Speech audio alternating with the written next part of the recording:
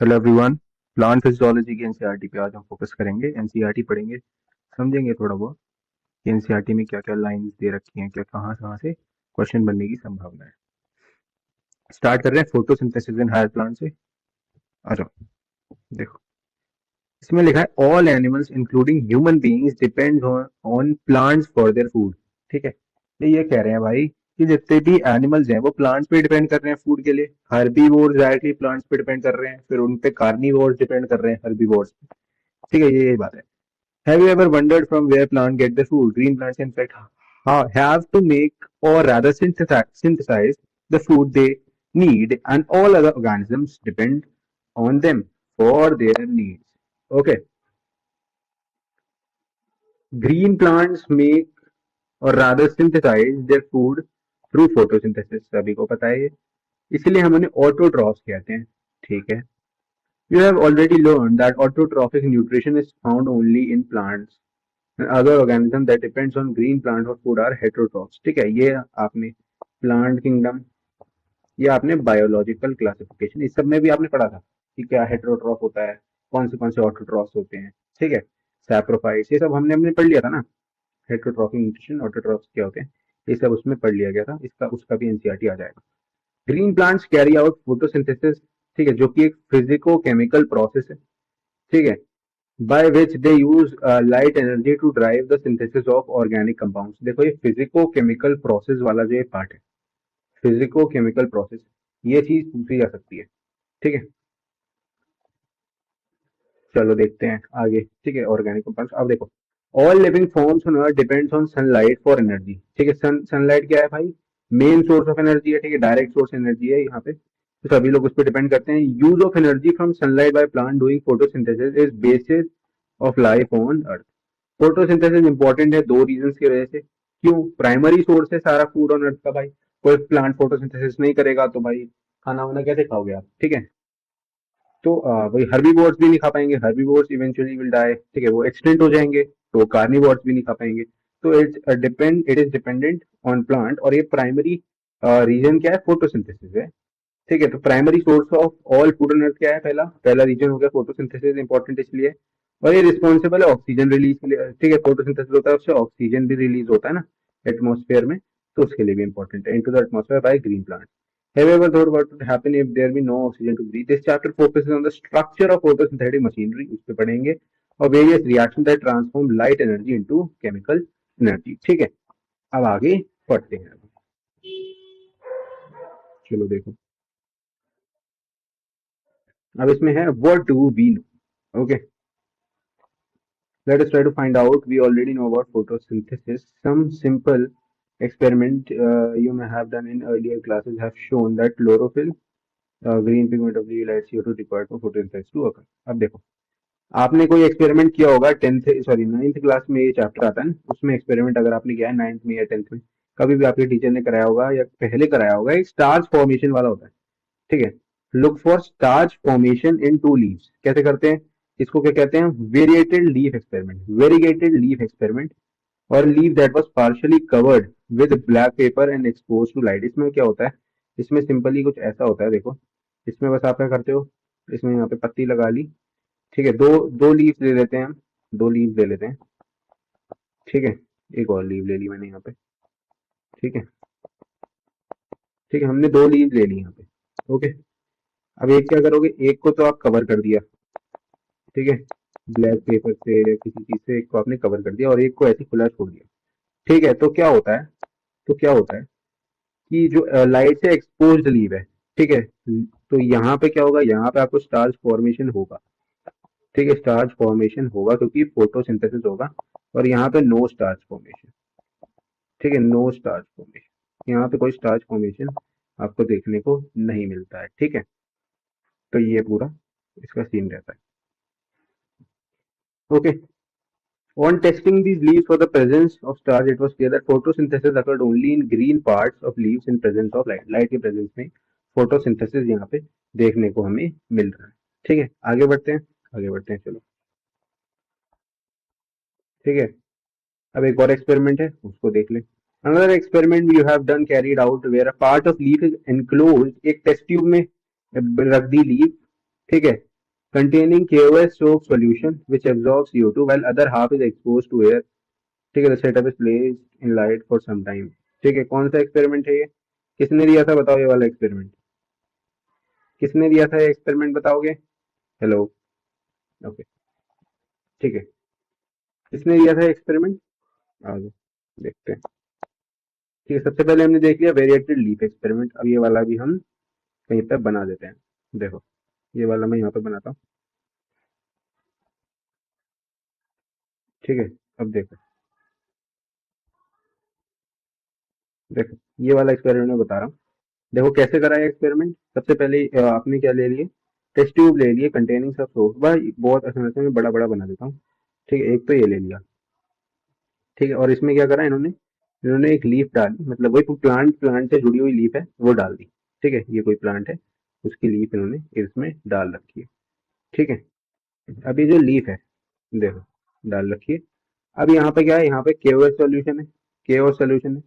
ठीक है, तो मैं ऐसे ही बना देता हूँ किसी कलर से। ठीक है, मान लो ये सोक्ड है इन केओएस सॉल्यूशन। ठीक है, ठीक है, यस हम केओएस सोक्ड कॉटन इसमें रख दिया। ठीक है, ये केओएस सॉल्यूशन में रखा हुआ है।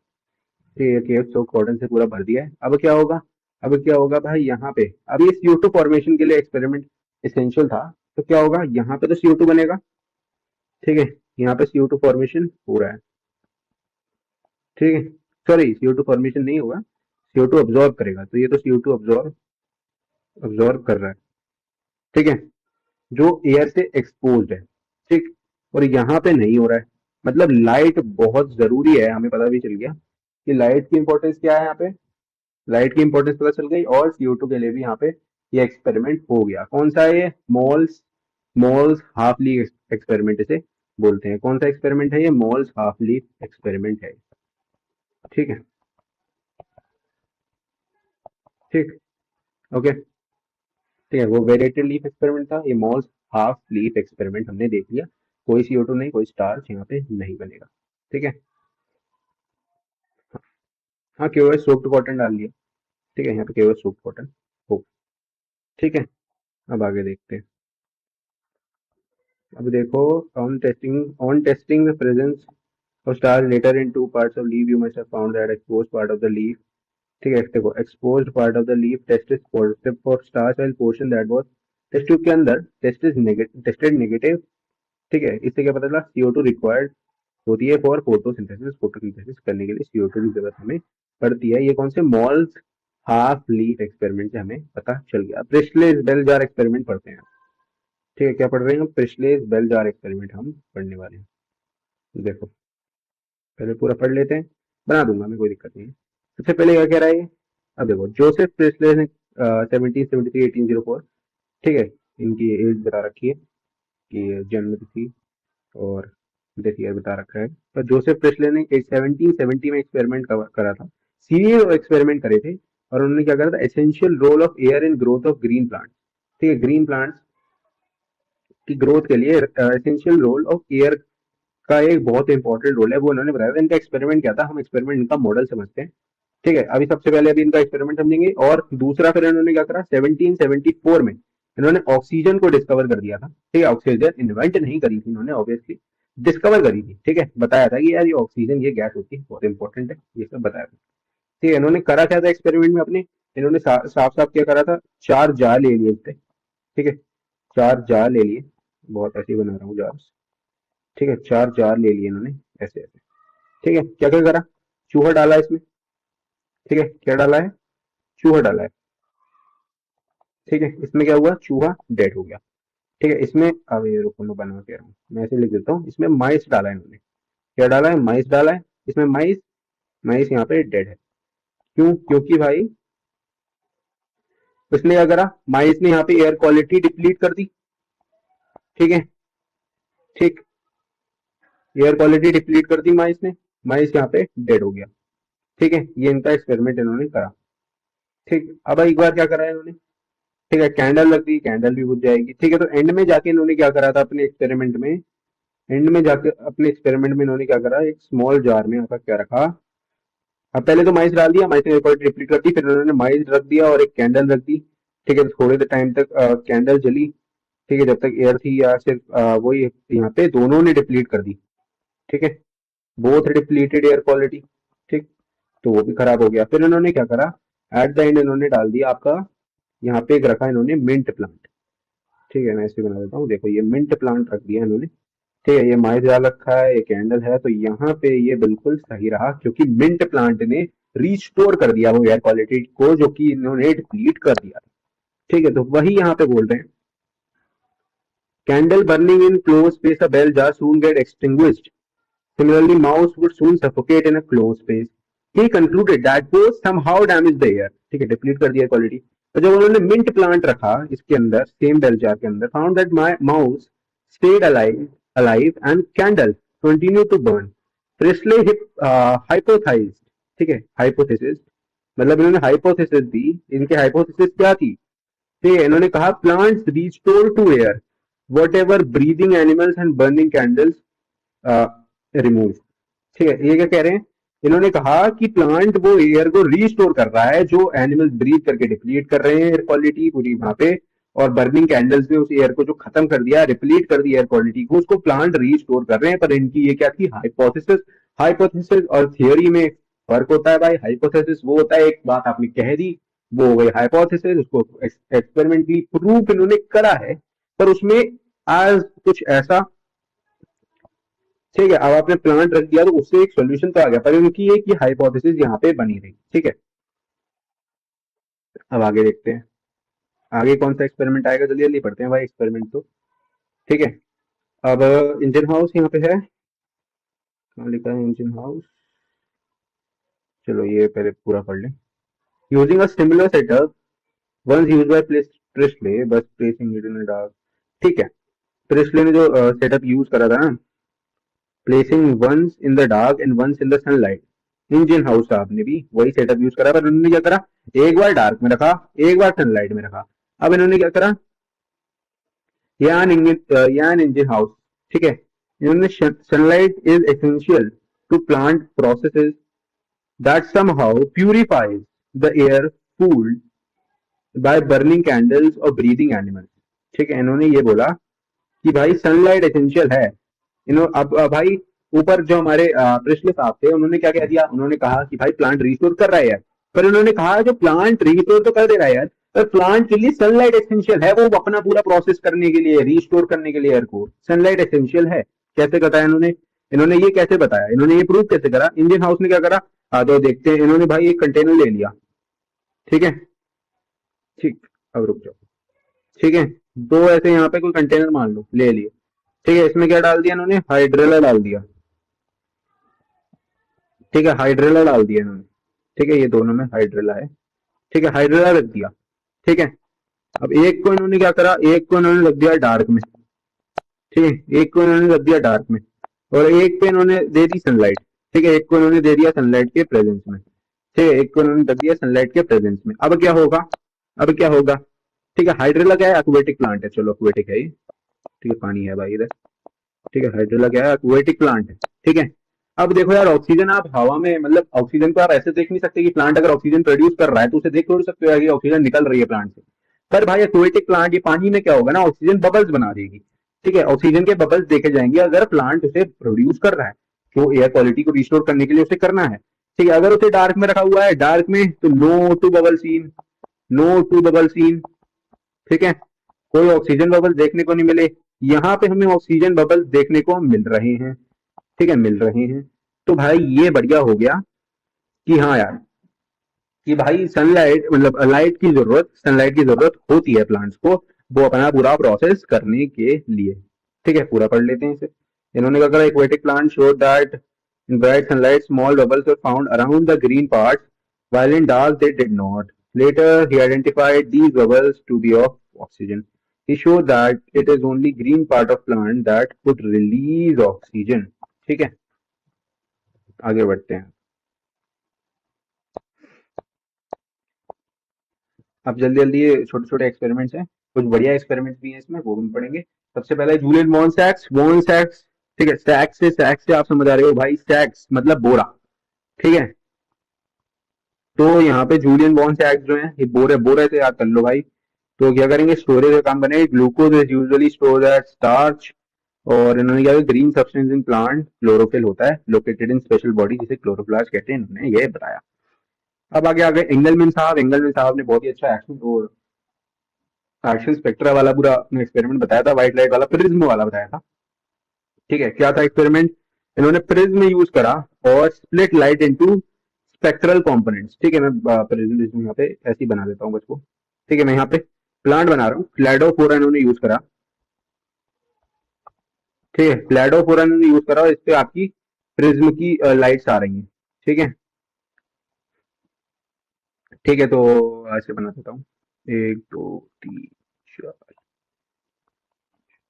ठीक है, ये प्रिज्म से व्हाइट लाइट स्प्लिट होके इस पे क्लैडोफोरा पे पड़ रही है। अब देखो क्या होता है, इस पे क्या होगा, क्लैडोफोरा, देखो अब आप आगे समझते हैं।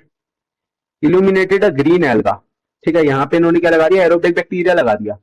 ठीक है, इन्होंने यहाँ पे एरोबिक बैक्टीरिया डाल दिया। पहले पहले तो ये ग्रीन एल्गी कौन सा है, क्लैडोफोरा। ठीक है, सस्पेंशन ऑफ एरोबिक बैक्टीरिया के सस्पेंशन में डाल दिया। ठीक है, अब देखो यहाँ पे एरोबिक बैक्टीरिया लगा दिया है तो क्या होगा, एरोबिक बैक्टीरिया यहाँ पे ग्रो कर रहा है, ग्रो कर रहा है। ठीक है, और फिर यहाँ पे देखो, यहाँ इस पॉइंट पे इसने पीक पकड़ ली अपनी। ठीक है, फिर आगे गया, आगे गया, आगे गया, आगे गया, और एक इस पॉइंट पे पीक पकड़ ली इसने। ठीक है, ऐसे रहा। ठीक है, तो ये वाला तो आपका ब्लू है और ये वाला आपका रेड कलर का हुआ है। ठीक है, तो maximum photosynthesis blue and red region में हमें देखने को मिलेंगे। Bacteria were used to detect the sites of oxygen evolution. Bacteria accumulated mainly in the region of blue and red light of splitted spectrum, split spectrum। ठीक है, split spectrum में जहां blue और रेड लाइट पड़ रही है ना, वहां पे आपके बैक्टीरिया सबसे ज्यादा एक्यूमुलेट होगा। एरोबिक बैक्टीरिया है ये, एरोबिक बैक्टीरिया है। ठीक है, ठीक है, एक्यूमुलेट हो गए।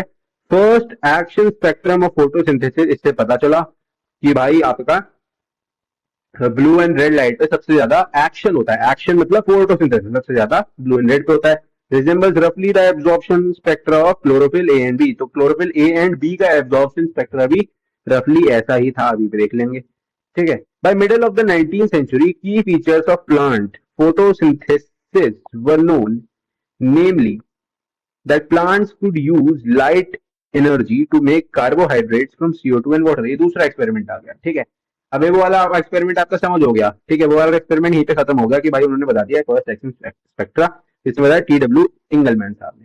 ठीक है, अब वैन नील एक्सपेरिमेंट क्या है, वैन नील कह रहे हैं भाई, वैन नील, वॉन नील, वैन नील, वैन। ठीक है, वैन नील एक्सपेरिमेंट जो है अब वो हम पढ़ते हैं। देखो वैन नील एक्सपेरिमेंट ये आ गया, उन्होंने कहा भाई की features plant photosynthesis were known. ठीक है, ये अभी इन्होंने कहा प्लांट लाइट एनर्जी यूज कर रहे हैं, बना रहे हैं carbohydrate from CO2 and water. सही हो गया। ठीक है, इंपेरिकल इक्वेशन ये लिखी हुई है, पर ये वैन ईयर एक्सपेरिमेंट कहता क्या है, आगे लिखा है क्या, एक सेकंड देखते हैं। देखो, पहले ये हम यहीं पे लिख लेंगे। ठीक है, रुक जाओ।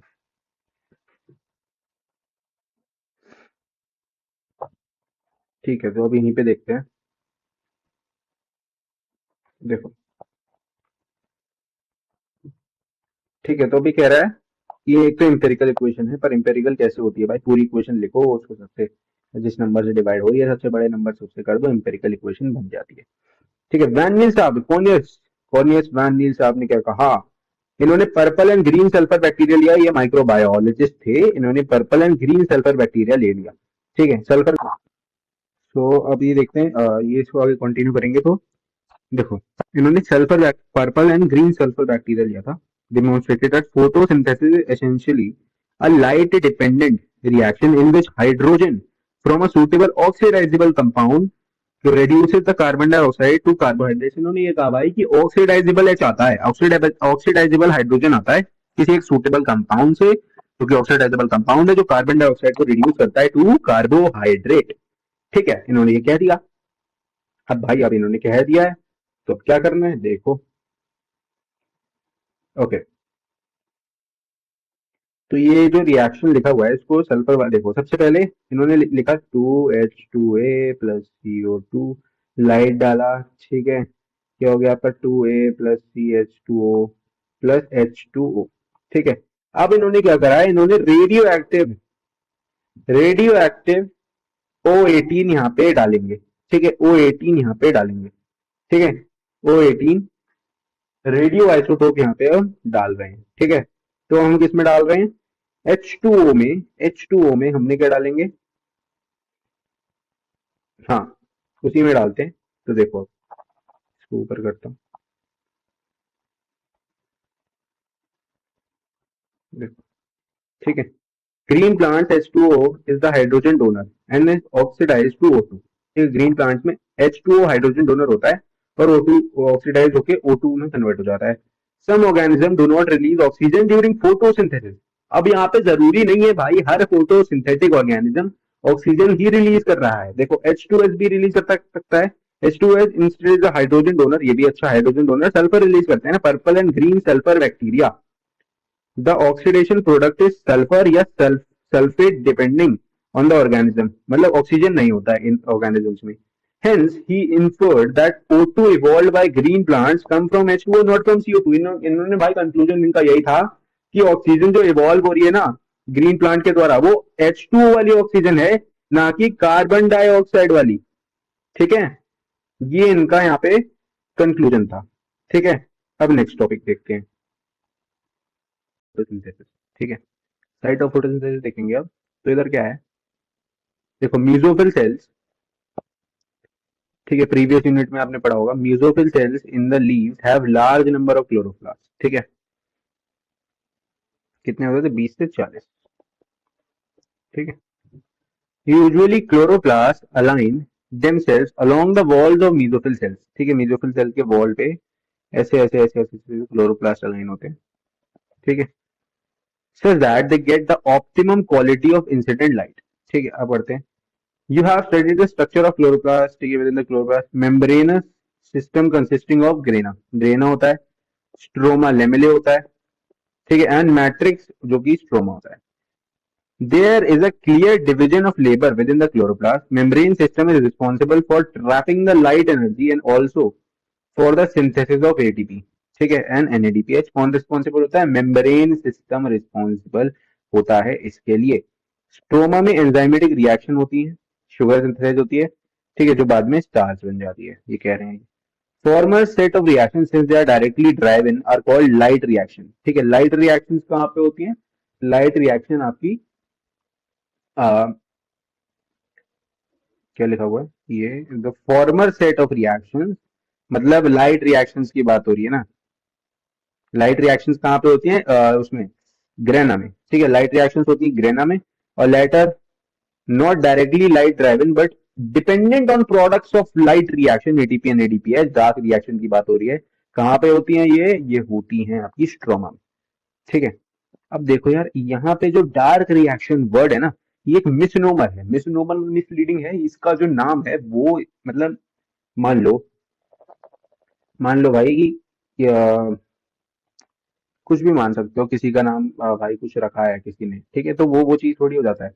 ठीक है, मिसनोमर मतलब, मिसनोमर का मतलब है डार्क रिएक्शन। जैसे डार्क, इसी से हम समझते हैं, डार्क रिएक्शन से ही समझेंगे। इसका नाम है डार्क रिएक्शन। ठीक है, तो मतलब जरूरी नहीं है कि ये डार्क में ही होगी। मिसनोमर है, डार्क में नहीं होगी, जरूरी नहीं है। ठीक है, लाइट रिएक्शन, लाइट जैसे मान लो लाइट आई आपकी 11 बजे या 10 बजे। ठीक है, 10 बजे लाइट आ गई। ठीक है, 10 बजे से 10:30 तक इसमें आपकी लाइट रिएक्शन हो गई, तो 10:30 बजे ही एटीपी एंड एनएडीपीएच बन गए। ठीक है, तभी डार्क रिएक्शन शुरू हो जाएगी उसी टाइम पे। ठीक है, तो ये मिसनोमर है। ठीक है, किस पे डिपेंड करती है? प्रोडक्ट्स ऑफ लाइट रिएक्शन पे डिपेंड करती है, एटीपी एनएडीपीएच पे। ठीक है, नॉट डायरेक्टली लाइट ड्राइवन पर dependent on the products of light reaction. ठीक है, constructed to mean they are in darkness, not लिखा हुआ है, not be constructed, and that they are not light dependent. ठीक है, ये हमने यहाँ पे अभी मैंने बताया है। सॉरी, आगे देखते हैं। ये है आपका, ये स्ट्रक्चर है, एक बार देख लो। ये diagrammatic representation structure of chloroplast. Outer membrane है, ये हो गई आपकी इनर मेम्ब्रेन। ठीक है, ये हो गया आपका स्ट्रोमा लेमिले। ठीक है, ये के बीच में होता है स्ट्रोमा लेमिले। ठीक है, ये हो गया आपका थाइलाकॉइड। ठीक है, थाइलाकॉइड, बहुत सारे थाइलाकॉइड स्टैक होके एक दूसरे के ऊपर क्या बनाते हैं? ग्रेना बनाते हैं। ठीक है, तो ये पूरा स्ट्रक्चर है आपका ग्रेना। ठीक है, और ये एक होता है इसका थाइलाकोइड। ठीक है, ये होगा स्ट्रोमा। ठीक है, राइबोसोम्स देखने को मिल रहे हैं, ये आपका स्टार्च ग्रेन्यूल है, लिपिड ड्रॉपलेट है, यही सब आपको इसमें देखने को मिलते हैं। ठीक, ये एनसीईआरटी का डायग्राम था इसलिए देखना जरूरी है। ठीक है, types of pigments and are involve in photosynthesis, कितने टाइप के पिगमेंट फोटोसिंथेसिस में इन्वॉल्व होते हैं, अब हम ये देखेंगे। ओके, लेट्स सी भाई। तो देखो, आ जाओ। ठीक है, अभी हमने क्या पढ़ा था, सबसे पहले हम आपका इसी के हिसाब से चलेंगे। वैसे एनसीईआरटी थोड़ी सी ऊपर नीचे है, पर हम इसके हिसाब से चलते हैं। Looking at plants, have you ever wondered why, ठीक है, so many shades of green in their leaves even same plant. ठीक है, भाई कब भाई आपने बहुत देखा होगा किसी प्लांट में बहुत अलग शेड होता है ग्रीन का, किसी में अलग शेड होता है ग्रीन का, ये देखा है सबने। ठीक है, तो ये क्वेश्चन क्या, separate the leaf pigment to any green plant through paper chromatography से इसे सेपरेट किया जाएगा। ठीक है, chromatographic separation of leaf pigment shows that the color that we see in leaf is not due to single pigment, but चार pigments की वजह से ये कलर देखने को मिलता है। सबसे पहले क्लोरोफिल ए, जो कि चीफ पिगमेंट होता है, किस कलर का होगा भाई, ब्राइट और ब्लू ग्रीन कलर का होगा। चीफ पिगमेंट है, राजा पिगमेंट है, ब्राइट और ब्लू ग्रीन कलर का होगा, चमकता चमकता, ऐसे याद रखना है, राजा है, चमक रहा है, ब्राइट है, ब्लू ग्रीन है। ठीक, क्रोमेटोग्राम पे ऐसा दिख रहा है। क्लोरोफिल बी की बात करें, ठीक है, क्लोरोफिल बी भाई उससे थोड़ा कम। ठीक है, क्लोरोफिल ए से लाइट कर देंगे तो येलो कलर लाइट है, तो ग्रीन तो रहेगी, उसे लाइट करने के लिए येलो ग्रीन होता है। ठीक है, याद करने का तरीका। जैंथोफिल, जैंथोफिल और लाइट करेंगे तो ग्रीन हटा दिया, पूरा येलो हो गया जैंथोफिल। ठीक है, और फिर कैरोटीनॉइड, कैरोटीनॉइड थोड़ा ऑरेंजिश कलर में आ गया, तो येलो टू येलो ऑरेंज में हमें कैरोटीनॉइड देखने को मिलता है। 2025 में पूछा गया है सवाल यहीं से। ठीक है, देखो अब आगे। अब इसमें हम देखते हैं ये वाला पार्ट जो कि यहाँ पे दे रखा है, इसको देखते हैं।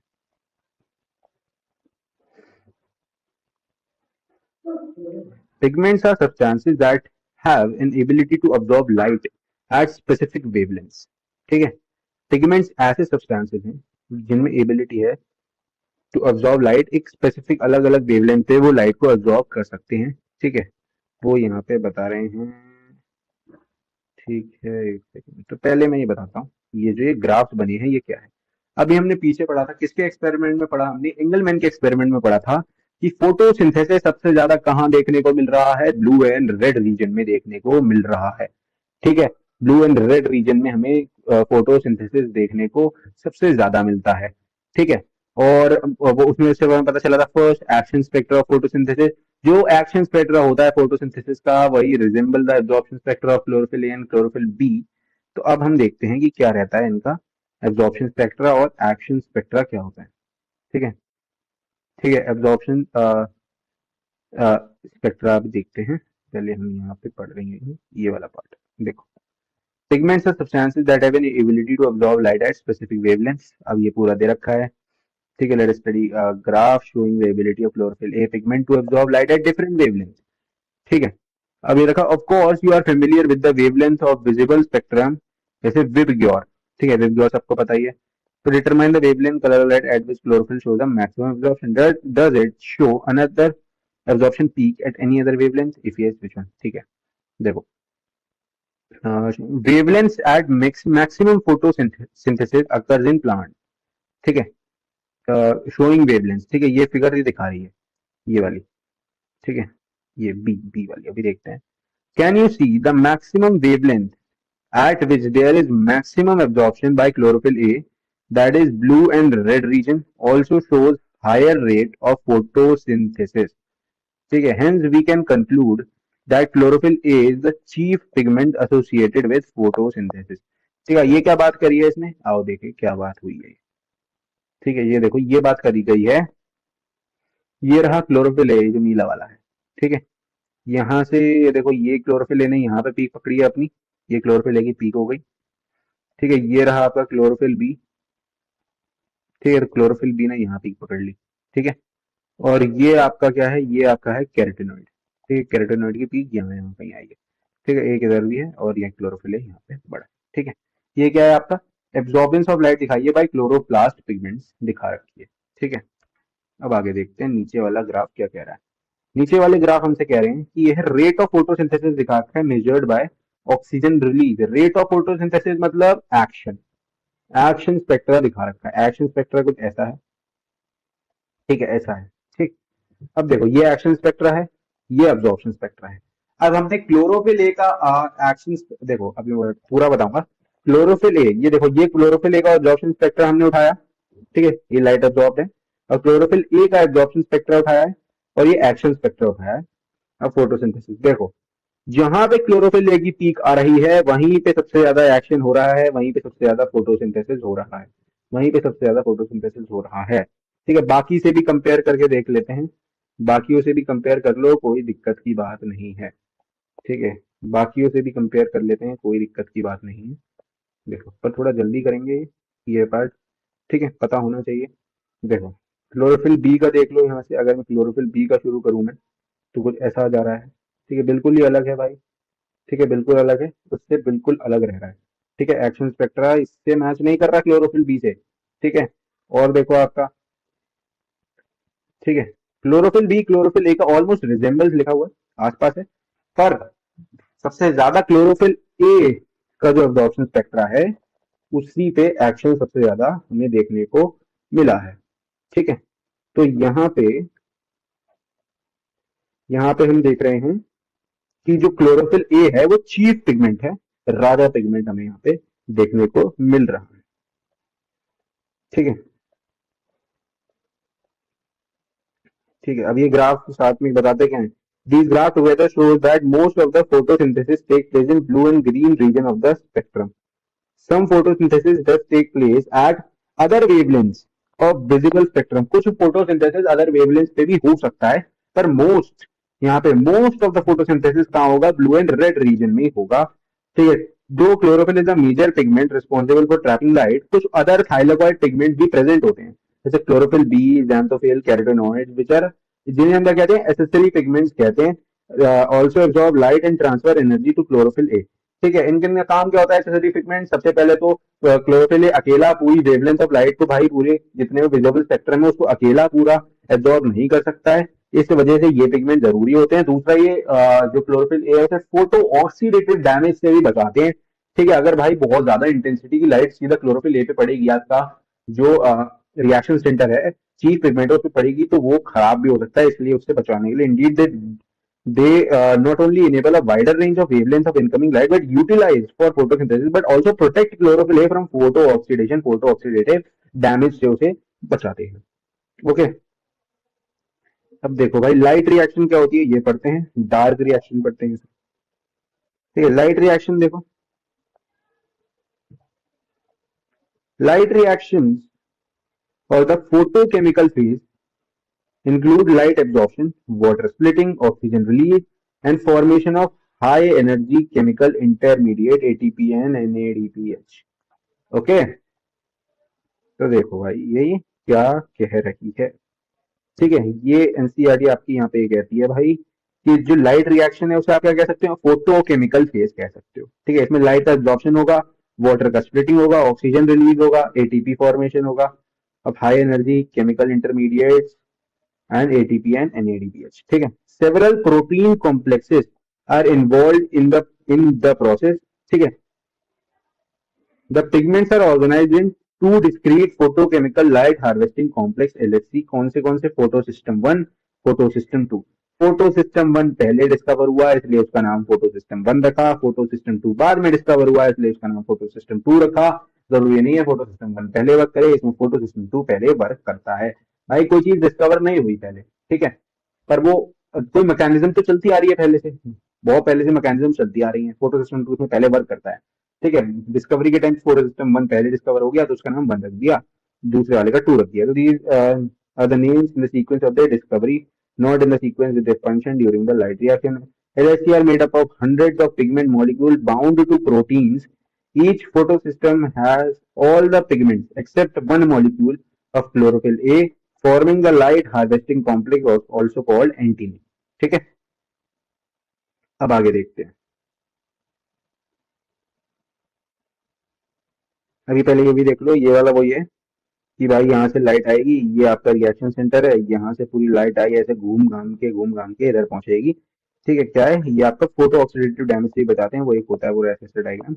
और ये प्राइमरी रिसेप्टर। अब इसका पूरा डायग्राम हम आगे समझते हैं कि ये पूरा क्या रहता है, जेड स्कीम क्या बनता है, साइक्लिक नॉन साइक्लिक फोटोफॉस्फोराइलेशन क्या होता है, ये पूरा देखते हैं। अब देखो, these pigments help to make photosynthesis more efficient by absorbing different by observing different wavelength of light. ठीक है, एफिशिएंट बनाते हैं ये एंजाइम्स क्योंकि अलग अलग वेवलेंथ की लाइट को एब्जॉर्ब करते हैं, क्लोरोफिल अकेले नहीं कर सकता। Single chlorophyll molecules form the reaction centre. Chlorophyll का काम क्या है, रिएक्शन सेंटर बना रहा है। Reaction centre is different in both photo system. भाई देखो, दोनों फोटो सिस्टम में क्लोरोफिल ए है, रिएक्शन सेंटर दोनों में क्लोरोफिल ए ही बना रहा है। पर दोनों में भाई जो रिएक्शन सेंटर है वो डिफरेंट क्यों है, क्योंकि PS1, ठीक है, रिएक्शन सेंटर है क्लोरोफिल लेगा, इसकी अब्जॉर्प्शन पीक क्या होती है, 700 नैनोमीटर की होती है। 700 नैनोमीटर की लाइट को अब्जॉर्ब करता है PS1, P700 बोलते हैं। PS2 का अब्जॉर्प्शन मैक्सिमम क्या होता है, 680 नैनोमीटर का होता है, इसे हम इसे P680 बोलते हैं, P/Q है। ठीक है, P680 बोलते हैं, 680 नैनोमीटर की लाइट को अब्जॉर्ब करता है। ठीक है, अब यहाँ पे तो इलेक्ट्रॉन ट्रांसपोर्ट देखेंगे, मतलब वही आपका स्टेप्स देखते हैं पूरा। जेट स्कीम बन रखा है यहाँ पे, पर हम ऊपर से ही पढ़ेंगे पूरा। देखो, चलो कोई बात नहीं, देखो। Photo system 1, the reaction center chlorophyll A absorbs 680 nanometer wavelength of light, causing electrons to become excited। ठीक है, ठीक है, इलेक्ट्रॉन को एक्साइटेड करने के लिए। ठीक, light, red light causing electron to become excited. अब देखो, सबसे पहले क्या आई, फोटो सिस्टम 2 पर रेड लाइट आई। ठीक है, इलेक्ट्रॉन एक्साइटेड हुआ। ठीक है, फोटो सिस्टम 2 पे रेड लाइट आती है, यहीं पे बनाता हूँ, देखो पूरा मैं यहीं पे बना देता हूँ, फिर मैं आगे समझाऊंगा। देखो, सबसे पहले क्या होगा, सबसे पहले यहाँ से सनलाइट देख लो, या रेड लाइट आई फोटो सिस्टम 2 पे। ठीक है, फोटो सिस्टम 2 क्या करेगा, यहाँ से इलेक्ट्रॉन एक्साइट हुआ। ठीक है, इलेक्ट्रॉन एक्साइट होकर कहाँ चला गया, इलेक्ट्रॉन एक्सेप्टर पे।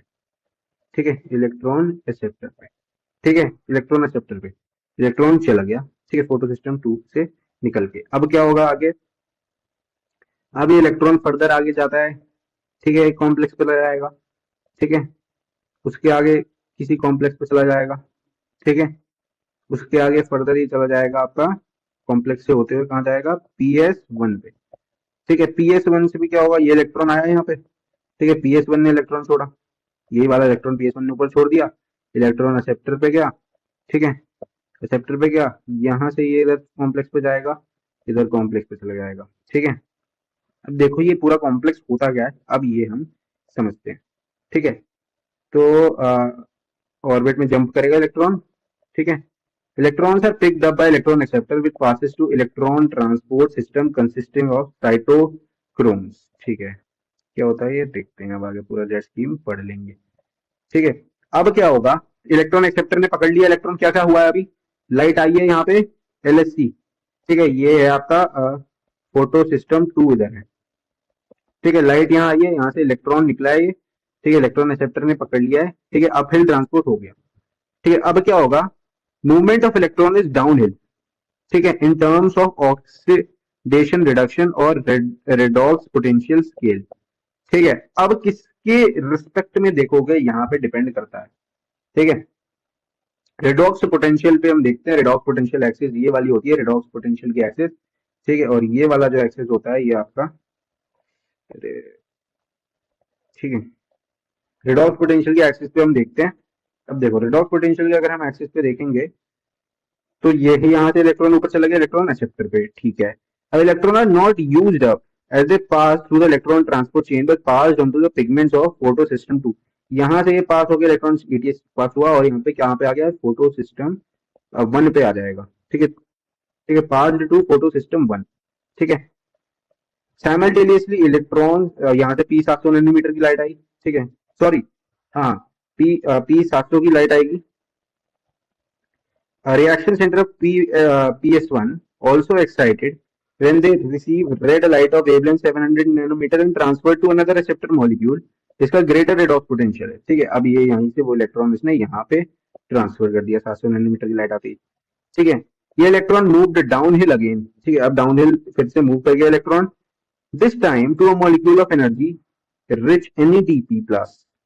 ठीक है, this time to a molecule of energy rich NADP plus. ठीक, और यहाँ पे हम क्या करेंगे, यहाँ से क्या करेंगे, NADP पॉजिटिव हम निकाल देंगे NADPS से। कैसे निकाल देंगे, सॉरी NADP प्लस से NADPS बना देंगे, सॉरी सॉरी, कैसे बना देंगे, हम प्लस H पॉजिटिव जुड़ेगा और ये NADPH बन जाएगा। ठीक है, the addition of these electron reduces NADP positive to NADPH plus H positive. ठीक है, ठीक है, हाँ इससे जोड़ के इधर निकालेंगे। Whole scheme of transfer of electron starting from PS2 uphill to acceptor, uphill to acceptor, down the electron transport chain to PS2, excitation of electrons। ठीक है, अभी एनसीईआरटी लैंग्वेज अकॉर्डिंगली बहुत कॉम्प्लिकेटेड दे रखी है इसमें कि देखो सबसे पहले बोल रहा है starting from PS2 uphill to the acceptor, uphill acceptor पे गया, ठीक है, down the electron transport chain to PS1। ठीक है, देखो यहां से uphill acceptor, uphill acceptor, ठीक है, डाउन यहाँ पे LSC PS1, down PS1, excitation will transfer to another receptor and finally down to NADP plus reducing to NADPH plus H positive is called Z scheme due to its characteristic shape। ठीक है, अब यहाँ पे sorry ऐसे लिख दिया क्या, हाँ अब देखो यहाँ से फिर से ट्रांसफर हो जाएगा अप हिल और फिर down to NADP plus, down to NADP plus. ठीक है, तो इसकी कैरेक्टरिस्टिक शेप की वजह से, कैरेक्टरिस्टिक शेप की वजह से इसको क्या कहा जाता है, देखो कैरेक्टरिस्टिक शेप की वजह से इसे क्या कहा जाता है, इसे कहा जाता है जेड स्कीम। क्या कहा जाता है, जेड स्कीम। जेड स्कीम इसको किसके बेसिस पे कहते हैं, रेडॉक्स पोटेंशियल वाले एक्सिस के तरफ आप घुमा के देख लो, रेडॉक्स पोटेंशियल वाले उस तरफ से, तो आपको जेड बनता हुआ दिख जाएगा, रेडॉक्स पोटेंशियल के बेसिस पे हम इसे जेड स्कीम बोल देते हैं। This shape is formed when all carriers are placed in a sequence on a redox potential scale. ठीक है, रेडॉक्स पोटेंशियल स्केल। ओके, पढ़ते हुए देखते हैं। अब हम देख रहे हैं स्प्लिटिंग ऑफ वाटर, पानी भी स्प्लिट हुआ है भाई यहाँ पे। कहाँ पे होता है सिर्फ पानी, आपका PS2 पे। तो ठीक है, PS2, हाँ अब देखो यार PS2 इलेक्ट्रॉन लॉस, ठीक है, देखो PS1 पे तो इलेक्ट्रॉन आ रहा है तो वो तो वहीं से ट्रांसफर कर देगा, PS2 कैसे सप्लाई कर रहा है इलेक्ट्रॉन की, the electron that were removed from photosystem 2 must be replace होने चाहिए। This is achieve by electrons available due to splitting of water। Splitting of water is associated with PS2, PS2 से associated है, water is split into 2H positive and electrons। ठीक है, देखो यहाँ पे water splitting करके दिखा रखी है, ये रही आपकी वाटर स्प्लिटिंग, 4H पॉजिटिव निकल रहे हैं, 2 H2O लिए हैं क्योंकि, और O2 और 4 इलेक्ट्रॉन निकल रहे हैं। ठीक है, बैलेंस है पूरा। This creates oxygen, one of the net products of photosynthesis. देखो भाई ऑक्सीजन ये स्टेप पे बन जा रहा है, यहाँ से ऑक्सीजन निकल रहा है, नेट प्रोडक्ट है फोटोसिंथेसिस का।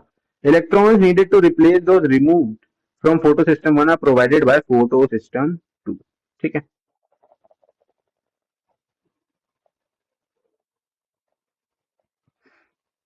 अब ये पढ़ते हैं। We need to emphasize here that water splitting complex is associated with PS2। ठीक है, तो water splitting complex है किससे एसोसिएटेड है, वो PS2 से एसोसिएटेड है, जो कि itself physically located on the inner side of membrane of thylakoid। ठीक है, PS2 ये कह रहा है कि जो वाटर स्प्लिटिंग कॉम्प्लेक्स है वो PS2 से एसोसिएटेड है, और PS2 फिजिकली कहाँ लोकेटेड है, PS2 लोकेटेड है inner inner side of thylakoid membrane पे। ठीक है, PS2 inner side of thylakoid membrane पे लोकेटेड है। ठीक है, ये यहाँ पे एक फैक्चुअल बात भी है, हो सकता है इससे स्टेटमेंट बेस्ड क्वेश्चन बन सकता है। ठीक है, cyclic and non-cyclic photophosphorylation, living organisms have the capability of extracting energy from oxidizable substances and store this in the form of bond energy। Special structure like ATP carry this energy in their chemical bonds, the process through which। ठीक है, ये क्या कह रहा है कि light organism में capability होती है एनर्जी एक्सट्रैक्ट करने की किसी भी ऑक्सीडाइज्ड सब्सटेंस से। ठीक है, to store in the form of bond, bond energy की फॉर्म में। ठीक है, स्पेशल सब्सटेंसेस जो लाइक एटीपी कैरी करते हैं एनर्जी को केमिकल बॉन्ड में, through which ATP synthesized by cells mitochondrial chloroplast is name as phosphorylation. ठीक है, अब ये फोटोफॉस्फोराइलेशन का क्या पूरा सीन है ये हम पढ़ते हैं। देखो, photophosphorylation is synthesis of ATP from ADP an inorganic phosphate. ADP plus PI से हमारा ATP बनता है। ठीक है, in the presence of light, light के प्रेजेंस में ADP प्लस PI से क्या बनता है, ATP बनता है।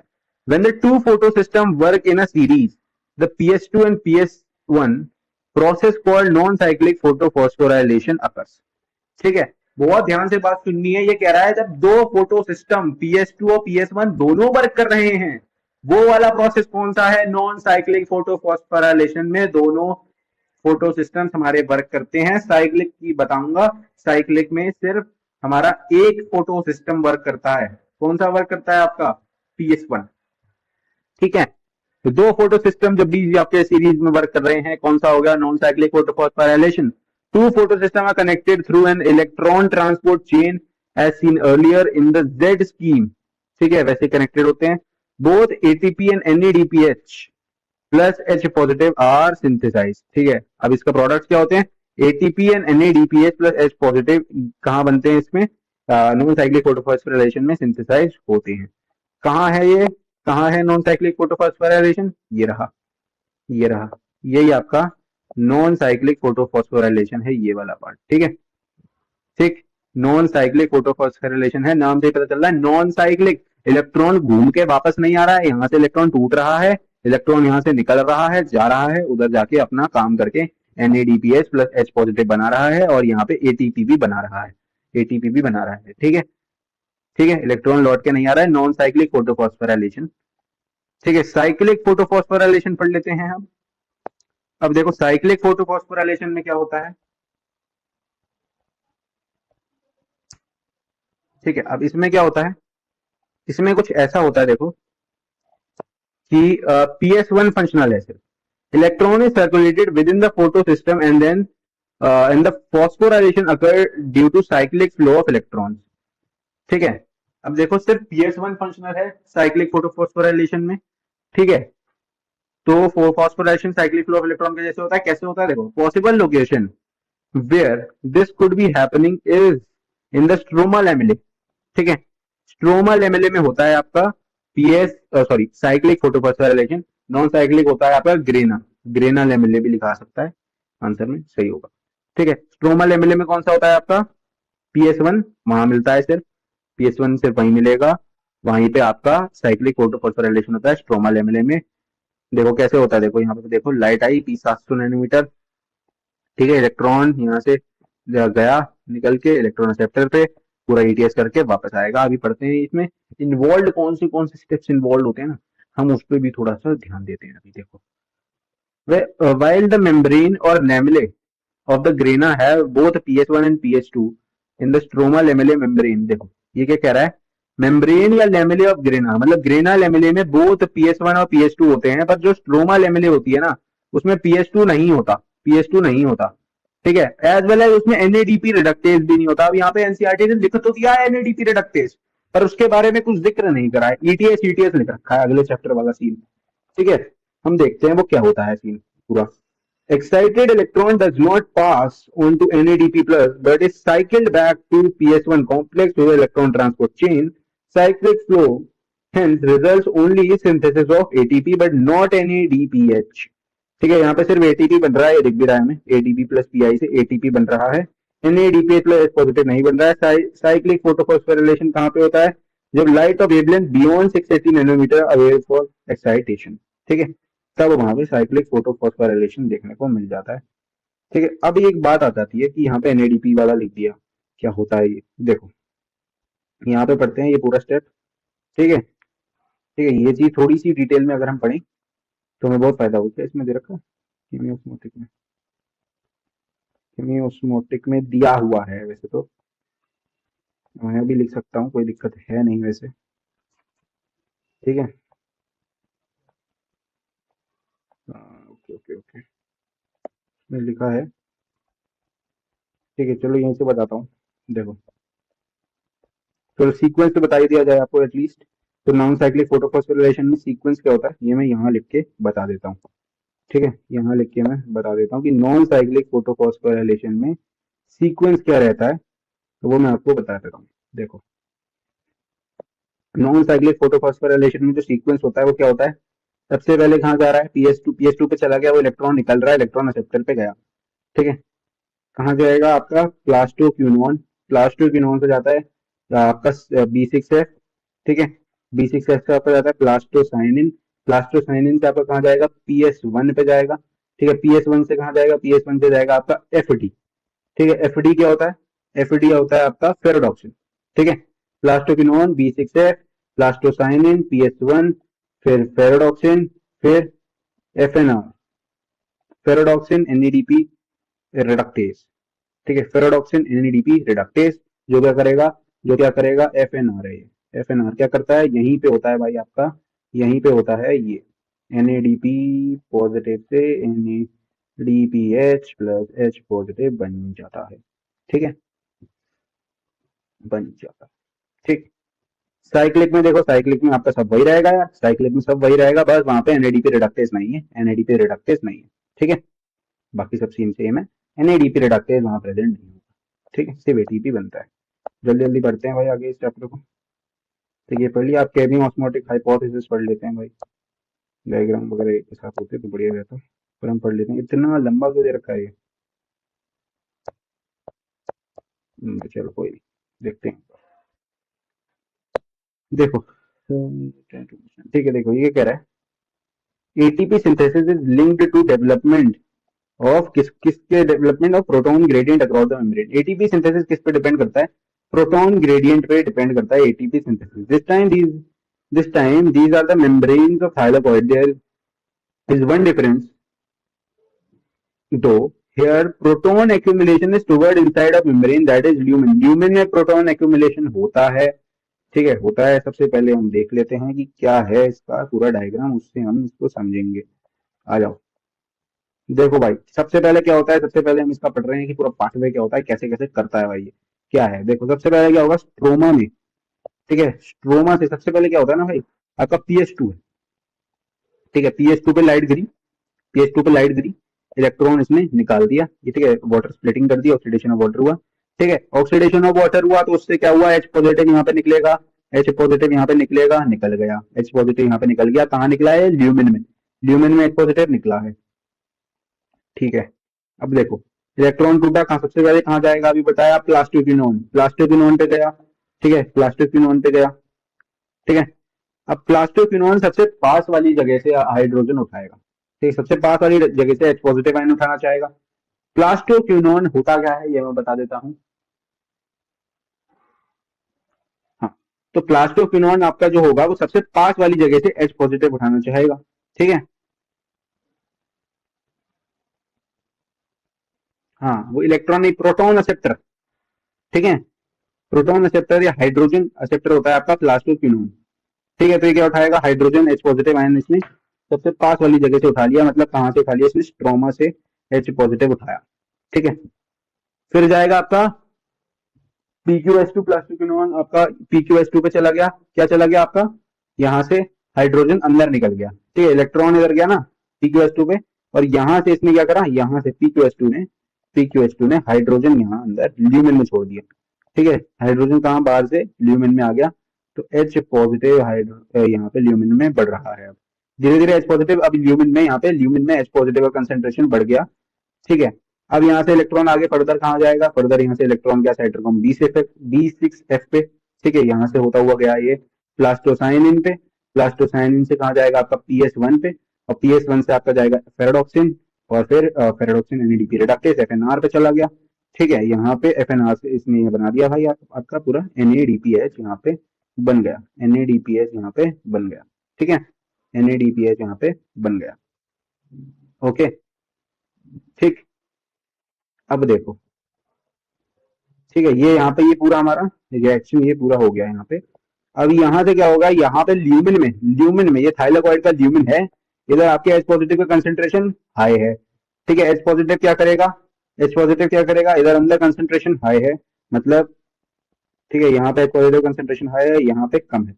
ठीक है, लो है, तो मेम्ब्रेन अलाउ नहीं करेगी टू पास आयन, तो कैरियर हमें चाहिए। तो कैरियर यहाँ पे क्या होगा, कैरियर क्या होगा, CF0 पार्टिकल जो है ट्रांसपोर्ट में हेल्प करता है H पॉजिटिव का थ्रू मेम्ब्रेन, तो CF0 पार्टिकल हमारा कैरियर है, और उसके आगे लगा हुआ है CF1। ठीक है, CF1 लगा हुआ है जो कि होता है एटीपी सिंथेज, यहाँ पे एटीपी बनाने का काम करता है। तो क्या होगा, H पॉजिटिव बाहर ल्यूमिन में से बाहर आना चाहेगा स्ट्रोमा साइड। ठीक है, तो ये H पॉजिटिव जल्दी जल्दी यहाँ से निकलेंगे, और भाई उसी में एक मैजिक मोमेंट क्रिएट हो गया, CF1 पार्टिकल ने जल्दी जल्दी इसकी एनर्जी यूज करी और यहाँ पे ADP प्लस PI जो साथ में थे, जो नहीं पा रहे थे, जल्दी जल्दी H पॉजिटिव निकल रहे हैं, एनर्जी बन रही है, ATP बना दिया। एटीपी बना दिया यहाँ पे CF1 पार्टिकल, एटीपी सिंथेज में एटीपी यहाँ पे बन गया, एटीपी यहाँ पे बन गया। एटीपी सिंथेसिस है थ्रू केमी ऑस्मोसिस। पता होना चाहिए डायग्राम अच्छे से, ठीक है। अब हम एनसीईआरटी पढ़ लेते हैं, ठीक है, जल्दी जल्दी पढ़ेंगे, अब पूरा समझा दिया है, ठीक है। प्रोटॉन एक्यूमुलेशन हो जाता है inside the membrane, that is ठीक है, ह्यूमन ETS देख रहे हैं सिंस। अब ये देखो यहाँ पे ETS आएगा अब अगले चैप्टर में।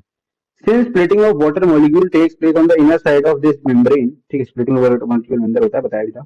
Protons और hydrogen ion that are produced by the splitting of water accumulate within the lumen of the thylakoid, बताया, ठीक है। thylakoid lumen में आ गया वो splitting water का जो H positive निकलेगा वो, ठीक है।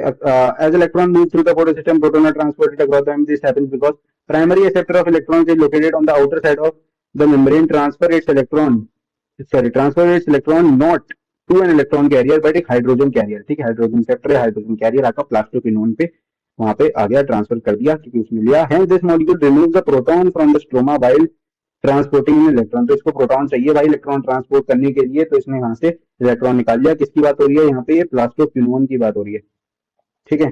When this molecule passes on its electron to the electron carrier on the inner side of membrane, the proton is released into the inner side or lumen side of the membrane, ठीक है। The NADP reductase enzyme is located on the stroma side of the membrane, ठीक है, बाहर था, देखा था। Along with the electron that comes from the acceptor of the electrons of PS1, proton necessary for reduction of NADP to NADPH, these protons are also removed from the stroma, ठीक है। Stroma में electron proton का concentration बहुत कम हो गया। Hence within the chloroplast, protons in the stroma decrease in number, while in lumen accumulation बहुत ज्यादा हो गया प्रोटॉन्स का, ठीक है। इससे क्या हो गया? प्रोटॉन ग्रेडियंट बन गया across the thylakoid membrane, as measurable decrease हो गई पीएच में ऑफ ल्यूमेन, ठीक है। This gradient is important because क्यों होता है भाई? इस ग्रेडियंट बना, break down of this gradient leads to the synthesis of ATP, ठीक है। जल्दी जल्दी भाई ब्रेक डाउन हुआ ग्रेडियंट का, वो कैरियर ने निकाला और एटीपी बन गई। The gradient is broken down to the movement of proton across the membrane to the stroma through the transmembrane channel CF node of the ATP synthase. ATP synthase enzyme consists of two parts. One called CF node is embedded in thylakoid membrane on transmembrane channel. Accelerated diffusion हो गया, protons का other portion called CF1 and protrudes on the outer surface of thylakoid membrane on the side that faces the stroma. Breakdown of proton gradient in कमीशनल change हो जाएगा, CF1 में ATP synthesize करेगा, synthesize से molecular energy packed is ATP। Chemiosmosis require है membrane, ठीक है। Requirement क्या होनी चाहिए, क्या क्या होती है? मेम्ब्रेन होना चाहिए, प्रोटॉन पंप होना चाहिए, प्रोटॉन ग्रेडियंट होना चाहिए, एटीपी सिंथेसिस होना चाहिए। PYQ है। चेंज कहाँ पे करा था? ये प्रोटॉन ग्रेडियंट की जगह इलेक्ट्रॉन ग्रेडियंट लिख के पूछ लिया था, गलत हो गया था वो, मतलब स्टेटमेंट या ऑप्शन ऐसा गलत करके बना के दे सकते हैं। PYQ है। Energy is used to pump protons across the membrane, create a gradient or high concentration of proton within the thylakoid membrane. ATP synthase has a channel that allows diffusion of proton back across the membrane. This releases and activates ATP synthase formation. Along with the NADPH produced by the movement of electron, ATP will be used immediately in biosynthetic reaction taking place in the stroma responsible for CO2 friction and synthesis of sugar. हम देखते हैं भाई कहाँ कहाँ use होती है। अब ये ATP पर वही था यार, ये पूरा पूरा बात वही बोली है मैंने कि कैसे कैसे प्रोड्यूस हुआ, वो हमने डायग्राम में देख लिया है, ठीक है। Where are the ATP and NADP use, ये हम पढ़ेंगे। इसमें क्या आएगा? इसमें आपका C3 केल्विन साइकिल आ जाएगा, C4 साइकिल पूरा पाथवे पढ़ेंगे हम। कैम पाथवे अगर होगा इसमें लिखा तो पढ़ेंगे, नहीं तो उसे छोड़ देंगे। फिर C2 पाथवे थोड़ा बहुत बता दिया जाएगा, रोबिस्को वाला पूरा ये आपका C3 साइकिल हो जाएगा, ठीक है। C4 पाथवे पढ़ेंगे पूरा, ये रहा आपका मीजोफिल सेल हो गया, बंडल शी सेल वाला, ठीक है। फोटो रेस्पिरेशन, ठीक है। और ये आपका एक टेबल है एनसीईआरटी का, जो कि ऐसे रटना तो नहीं है ऑब्वियसली कि बिल्कुल पढ़ पढ़ के ऐसे रटे जा रहे हैं, ठीक है। बहुत आसानी से अगर कंसेप्ट को समझ लेंगे तो ये पूरा टेबल आपको याद हो जाएगा, ठीक है। और कुछ फैक्टर्स पढ़ेंगे जो फोटोसिंथेसिस को अफेक्ट करते हैं, ठीक है। और उसी के साथ हमारा ये चैप्टर खत्म हो जाएगा। तो सब पढ़ते हैं where are the ATP and NADPS used, ठीक है। मतलब एटीपी और एनएडीपीएस ये यूज कहाँ होते हैं, ठीक है। तो इसको अब ध्यान देते हैं। देखो अब हम इसमें देखते हैं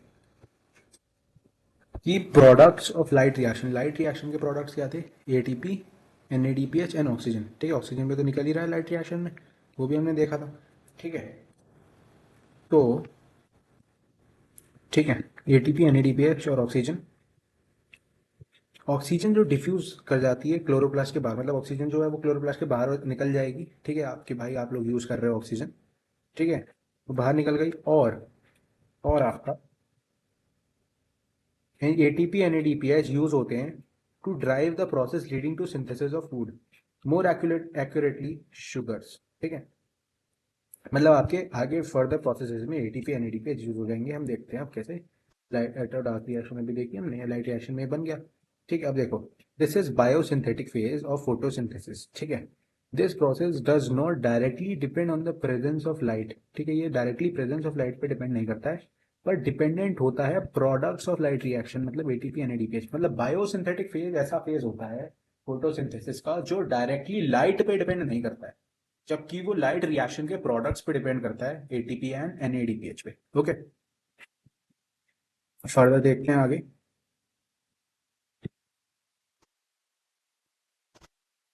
देखो, beside CO2 and H2O you may have wonder how this could be verified, ठीक है। तो अब सिंपल क्या है, देखो कैसे हम वेरीफाई कर रहे हैं।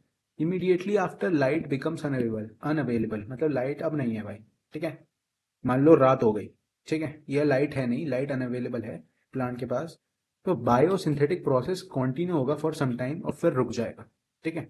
मतलब बायोसिंथेटिक प्रोसेस जो है वो आपका पूरा हो गया, वो लाइट पे डिपेंड नहीं कर रहा है, एटीपी एनएडीपीएस पे डिपेंड कर रहा है, ठीक है। वो थोड़ी टाइम तक हुआ चला और फिर रुक गया, ठीक है। अब क्या हुआ, लाइट इज मेड अवेलेबल, ठीक है। अब यहाँ पे लाइट अवेलेबल कराई, ठीक है, लाइट मिल गई, तो फिर से सिंथेसिस स्टार्ट्स अगेन, ठीक है। तो फिर से जो सिंथेसिस है वो शुरू हो जाएगी, किसकी, एटीपी एनएडीपीएच बनाने की, ठीक है। बायोसिंथेटिक फेज तब तक चला जब तक एटीपी एनएडीपीएच था, वो तब तक चला चला चला, लाइट नहीं है तो रुक गया, लाइट मिली और एटीपी एनएडीपीएच बोला, synthesis starts again. Can we hence say that calling the biosynthetic phase as the dark reaction, as the dark reaction is a misnomer, ठीक है। वही बात कह रहा है यार, फिर से वही एक ही चीज बोल दी उन्होंने, डार्क रिएक्शन को फिर से बता दिया कि ये मिसनोमर है भाई, ठीक है। ये डार्क पे डिपेंड नहीं कर रहा है, ये एटीपी एनएडीपीएच पे ही डिपेंड करेगा, ठीक है। उससे मतलब नहीं है भाई, अंधेरा है फिर भी वो नहीं काम कर सकता अगर एटीपी एनएडीपीएच नहीं है, ठीक है। Let us now see how ATP and NADPH are used in biosynthetic phase. We saw earlier CO2 is combined with H2O to produce CH2, ये मतलब शुगर्स की बात हो रही है। It was of interest to scientists to find out how reaction proceeded rather than what was the product form that CO2 is taken into a reaction or fixed. Just after World War II के बाद की बात हो रही है, several efforts करे गए to put radioisotopes to beneficial use, ठीक है।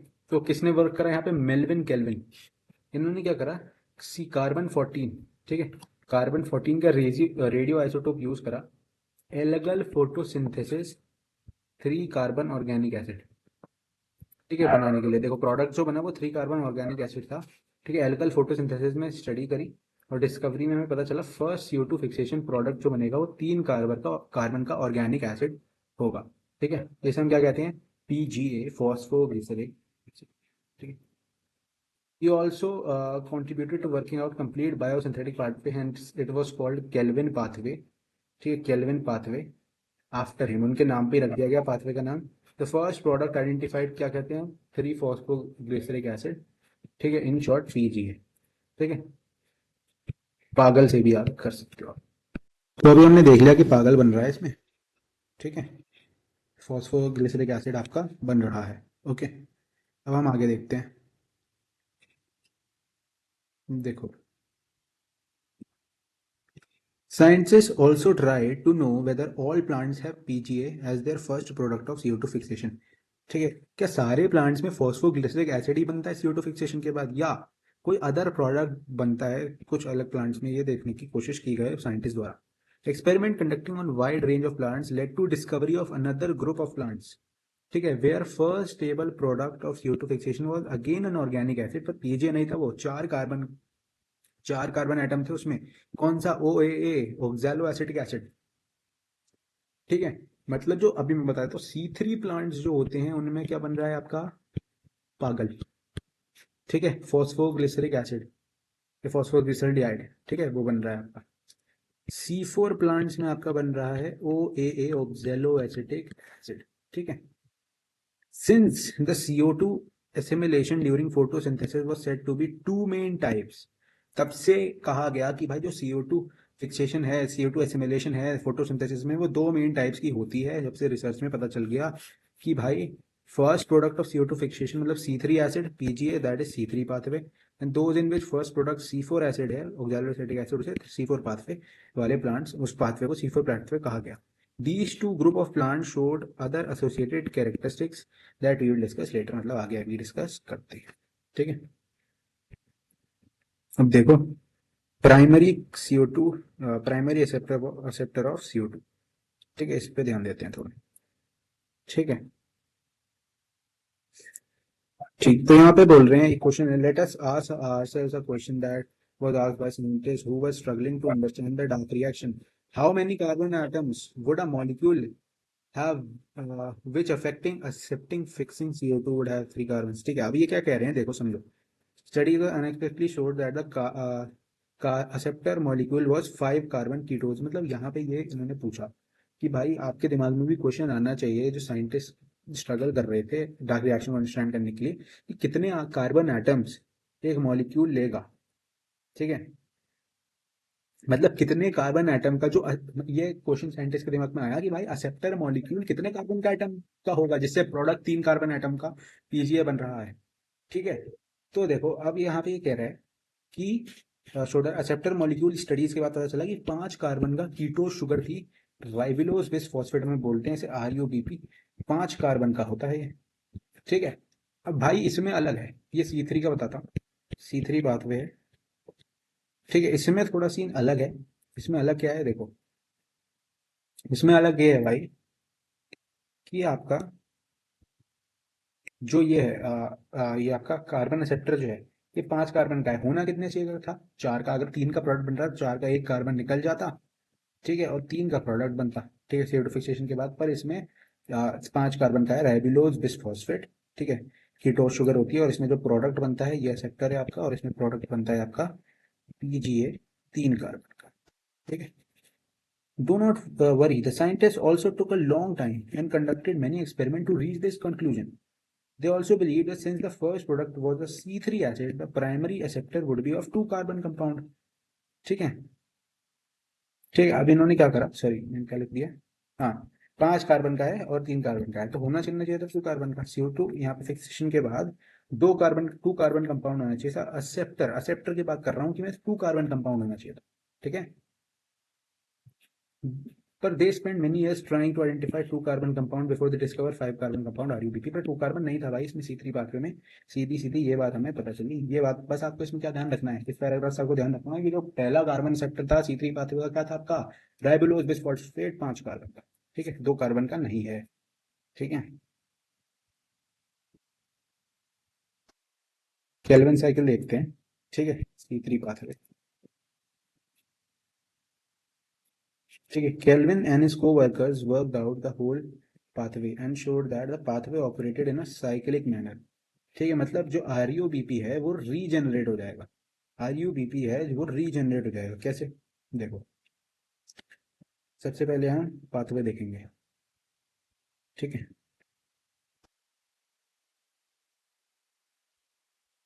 ठीक है, ये आ गया पाथवे।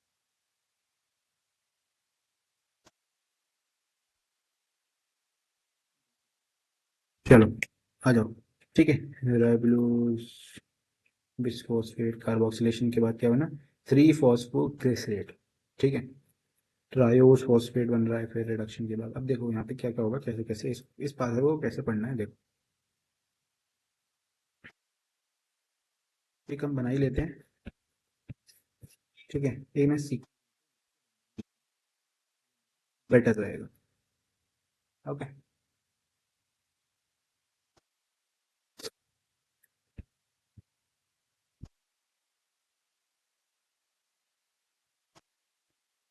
देखो सबसे पहले क्या होता है, सबसे पहले आपका हो जाता है कार्बोक्सिलेशन। ठीक है, कार्बोक्सिलेशन बहुत ही क्रूशियल स्टेप है। ठीक है, तो कार्बोक्सिलेशन होगा, कहाँ है आपका, RUBP पे आया। ठीक है, उसका क्या वहाँ क्या हुआ, कार्बोक्सिलेशन हो गया। ठीक है, ठीक है, तो इसमें एंजाइम कौन सा यूज होता है, रोबिस्को एंजाइम यूज होता है कार्बोक्सिलेशन के टाइम पे। ठीक है, तो RUBP आपका पहला पहला कार्बन एक्सेप्टर। ठीक है, फर्स्ट कार्बन एक्सेप्टर RUBP था। यहाँ पे देख रहे थे कि सबसे पहले क्या बनेगा, सबसे पहले आपका राइबोलोज बिसफॉस्फेट है, ठीक है, राइबोलोज बिसफॉस्फेट है, ठीक है। अब यहाँ पे सबसे पहले क्या हुआ, कार्बोक्सिलेशन होगा, सबसे पहले क्या होगा, आरयूबीपी का कार्बोक्सिलेशन होगा। यहाँ पे कौन सा एंजाइम यूज होता है आपका, रोबिस्को, ठीक है, रोबिस्को यहाँ पे यूज हो गया, ठीक है, ठीक है। अब क्या हुआ, यहाँ पे ये आपका 6 कार्बन का, ठीक है, ये है आपका, सॉरी, ठीक है, ये आपका 5 कार्बन का, सॉरी, ये 5 कार्बन का है। अब कार्बोक्सिलेशन के बाद यहाँ पे एक 6 कार्बन का एक प्रोडक्ट बनेगा जो कि अनस्टेबल होता है, ठीक है, अनस्टेबल प्रोडक्ट बनेगा 6 कार्बन का, ठीक है, वो 2 स्टेबल प्रोडक्ट्स में टूट जाएगा। तो पहले 2 स्टेबल प्रोडक्ट्स बनेंगे 3 कार्बन के, ठीक है, तो ये 3 कार्बन का प्रोडक्ट बनेगा, 6 कार्बन का, तीन तीन में टूट गया, ठीक है, ये स्टेबल प्रोडक्ट बन गया।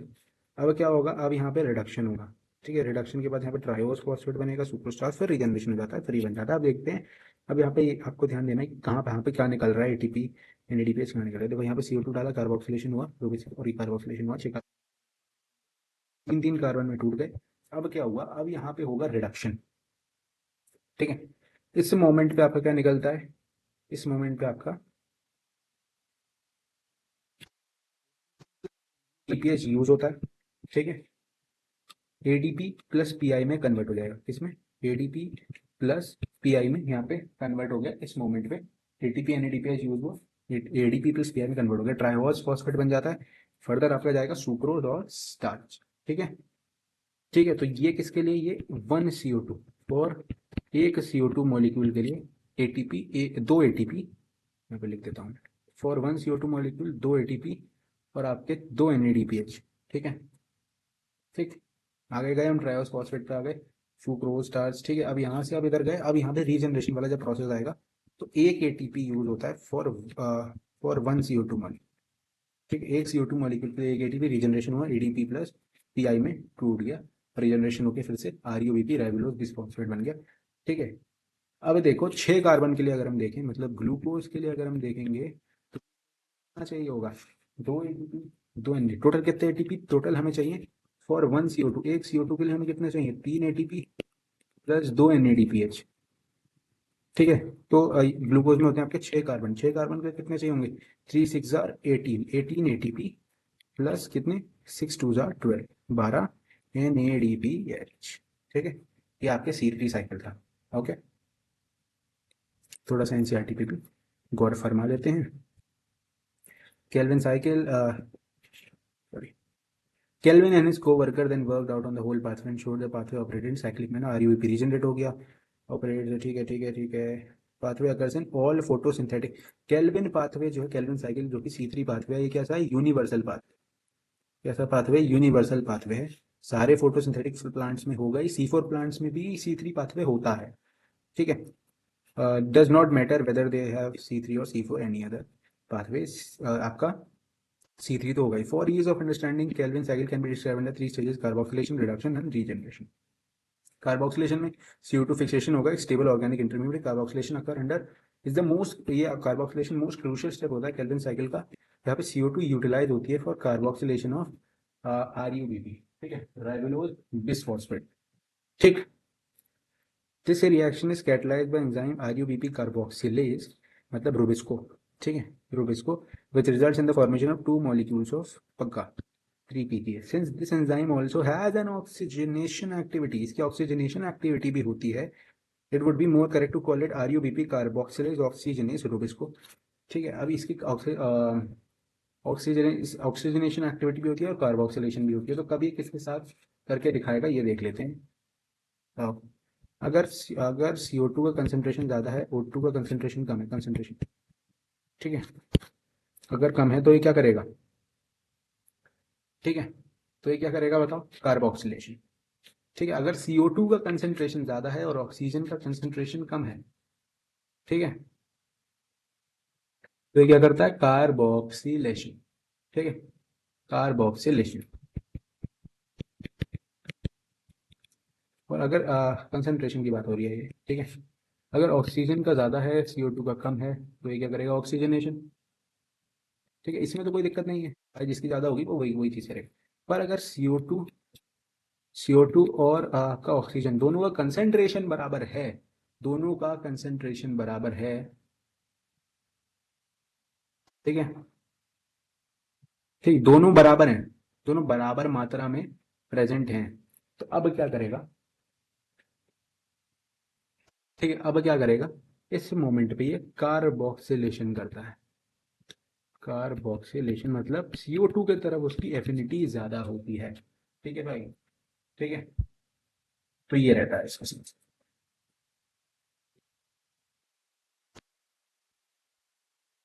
इसके बाद आता है reduction step. These are the series of reaction that lead to formation of glucose. Steps involve utilization, दो मॉलिक्यूल ATP चाहिए होते हैं, फिर फॉस्फोराइलेशन दो NADP चाहिए होते हैं पर CO2 मॉलिक्यूल। फिर द फिक्सेशन 6 मॉलिक्यूल के लिए आपका चाहिए होता है, साइकिल बन जाती है पूरा, formation of 1 molecule of glucose 6 carbon. Regeneration of CO2 acceptor molecule RUBP is crucial in the cycle. Continue interrupted. The regeneration steps require 1 ATP phosphorylation to form RUBP. ठीक है, एक ATP की ज़रूरत पड़ती है आपको RUBP रीजनरेट करने के लिए। ठीक है, उसमें डालना पड़ता है ना। ठीक है, सी नहीं क्या कह रहा है। Hence every CO2 molecule entering the Krebs cycle, 3 molecule ATP और 2 molecule NADP रिक्वायर होते हैं एक CO2 के लिए। Probably to meet this difference, the number of ATP and NADP used in the dark reaction that the cyclic phosphorylation takes place. To make 1 molecule of glucose 6 tons, मतलब 6 एक molecule glucose बनाने के लिए कितनी 6 ton चलानी पड़ेगी इस cycle की आपकी C3। ठीक है, how many ATP and ADP molecule will take 1 molecule of glucose, ये बोल रहा है वर्कआउट, ये बता भी दिया था कितने चाहिए होते हैं भाई, ये लिखा है। ठीक है, इन आउट क्या लिखा हुआ है, 6 CO2, ठीक है, 18 ATP 12 NADPH। ठीक है, ये आपको देने पड़ते हैं, ये आपको देने हैं 18 ATP 12 NADPH ये ग्लूकोज मॉलिक्यूल बनाने के लिए। ठीक है, और प्रोडक्ट क्या मिलता है, एक ग्लूकोज बनाने के लिए 18 ADP प्लस PI और 12 NADP प्लस। ठीक है, ये आपको मिल जाएगा। अब जल्दी से C4 पाथवे पढ़ लेते हैं। C4 पाथवे क्या कह रहा है, इसका पाथवे पढ़ते हैं सबसे पहले, फिर बाकी सब पढ़ेंगे। ये सबसे पहले पाथवे पढ़ते हैं। देखो, C4 पाथवे में आपका C4 जो C4 प्लांट्स होते हैं ना, सबसे पहले तो ये ट्रॉपिकल रीजन में पाए जाते हैं, डेजर्ट वाले इलाकों में। ठीक है, तो भाई इन्हें क्या है, ये बहुत ही कॉम्पैक्ट होते हैं, इनके जो सेल्स होते हैं, सबसे पहले देखो इनमें सेल्स कैसे प्रेजेंट होते हैं, मीजोफिल सेल्स हैं, ऐसे कुछ मीजोफिल सेल मान लो, ऐसे कुछ। ठीक है, और इधर है आपके बंडल शीट सेल्स। ठीक है,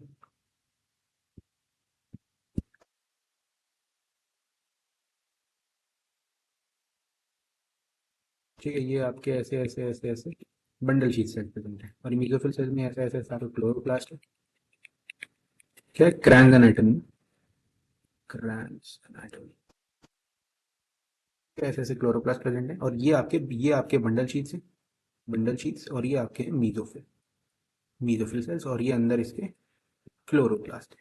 ठीक है, तो यहीं पे अब आपका ये स्ट्रक्चर बना रखा है, ये आपका मीजोफिल सेल है।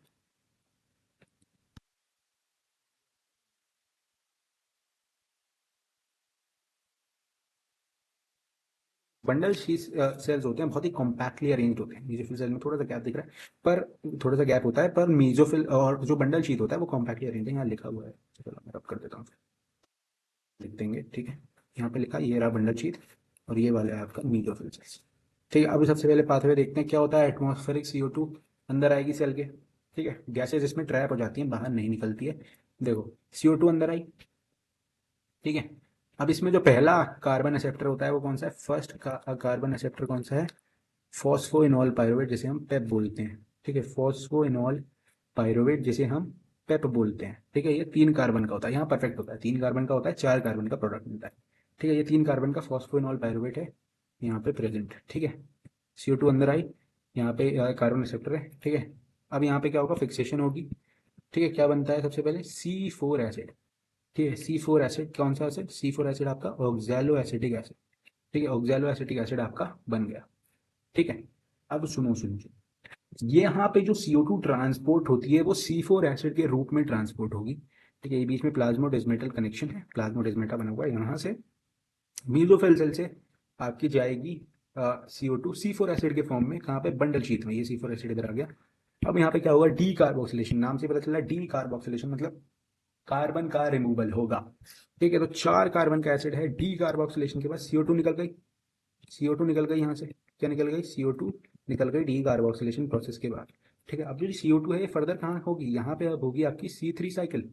ठीक है, CO2 निकल गई, अब वो फर्दर C3 साइकिल यहाँ पर शुरू हो जाएगी, इसलिए हमने पढ़ा था C3 यूनिवर्सल है, C4 प्लांट्स में भी देखने को मिलती है। ठीक है, यहाँ पे अब क्या बन गया, C3 एसिड बन गया। ठीक है, क्या बन गया, C3 एसिड बन गया। ठीक है, ठीक है, C3 एसिड बन गया इस पार्टी के मालिक। ठीक है, अब C3 एसिड यहाँ से ट्रांसपोर्ट होगा, अब यहाँ से ट्रांसपोर्ट होकर वापस जाएगा यहाँ पे C3 एसिड, अब रीजनरेशन हो जाएगा, फिर से बन जाएगा फॉस्फोफिनॉल पायरुवेट। क्या बन जाएगा, फॉस्फोफिनॉल पायरुवेट। अब एक बहुत ध्यान से चीज सुनना, ये जो सेल है आपका मीजोफिल सेल, यहाँ पे रुबिस्को प्रेजेंट है। ठीक है, और आपका रुबिस्को एब्सेंट है।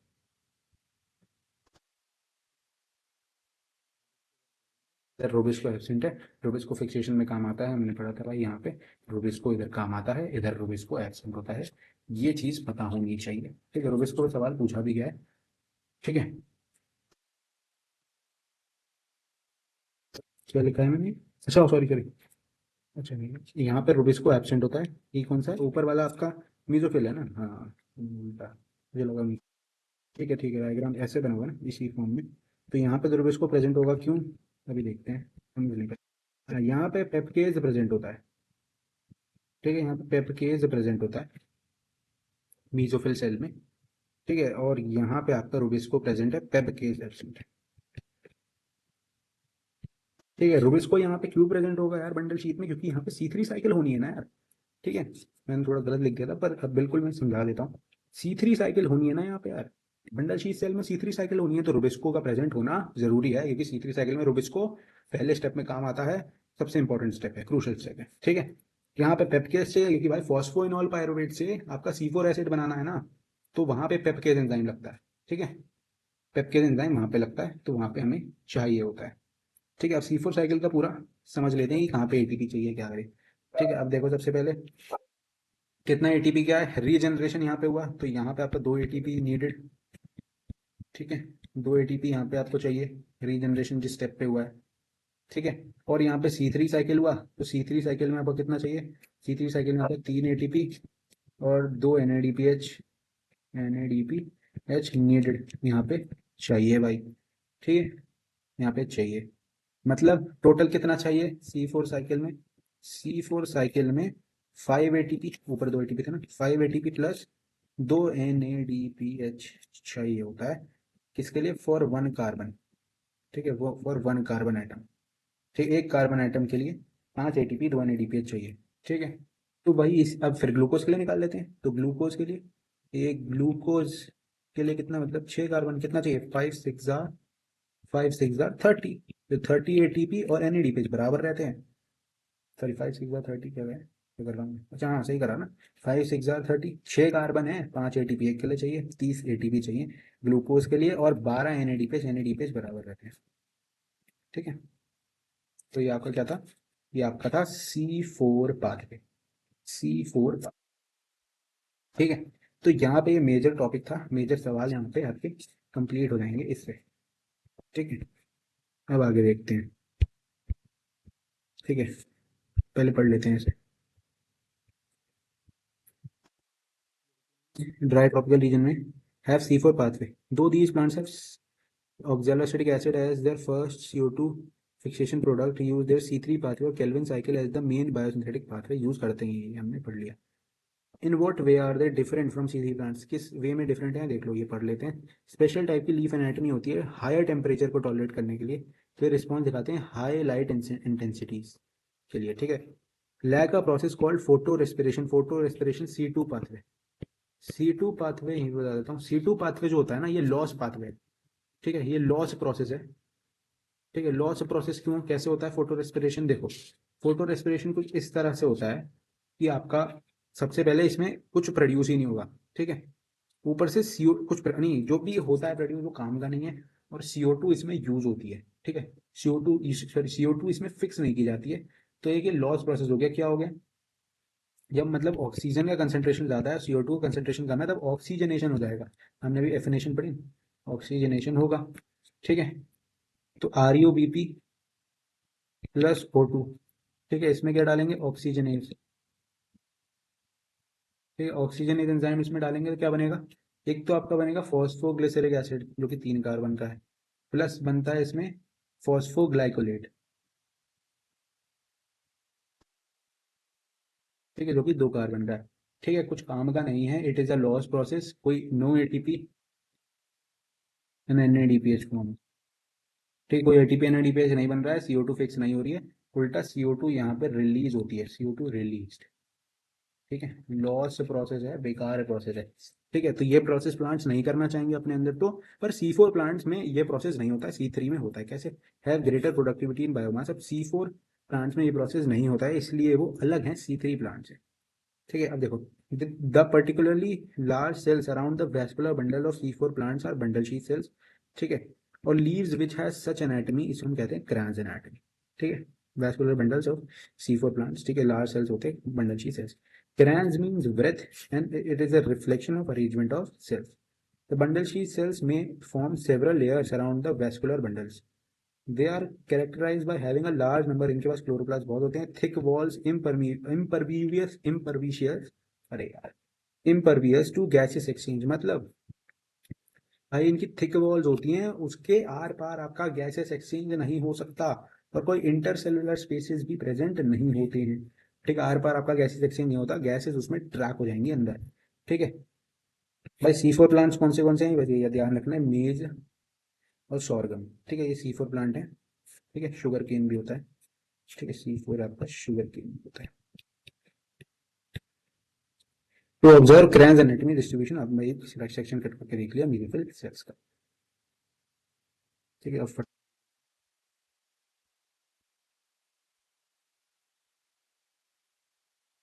this pathway has been named as the Hatch and Slack pathway. It is again a cyclic process.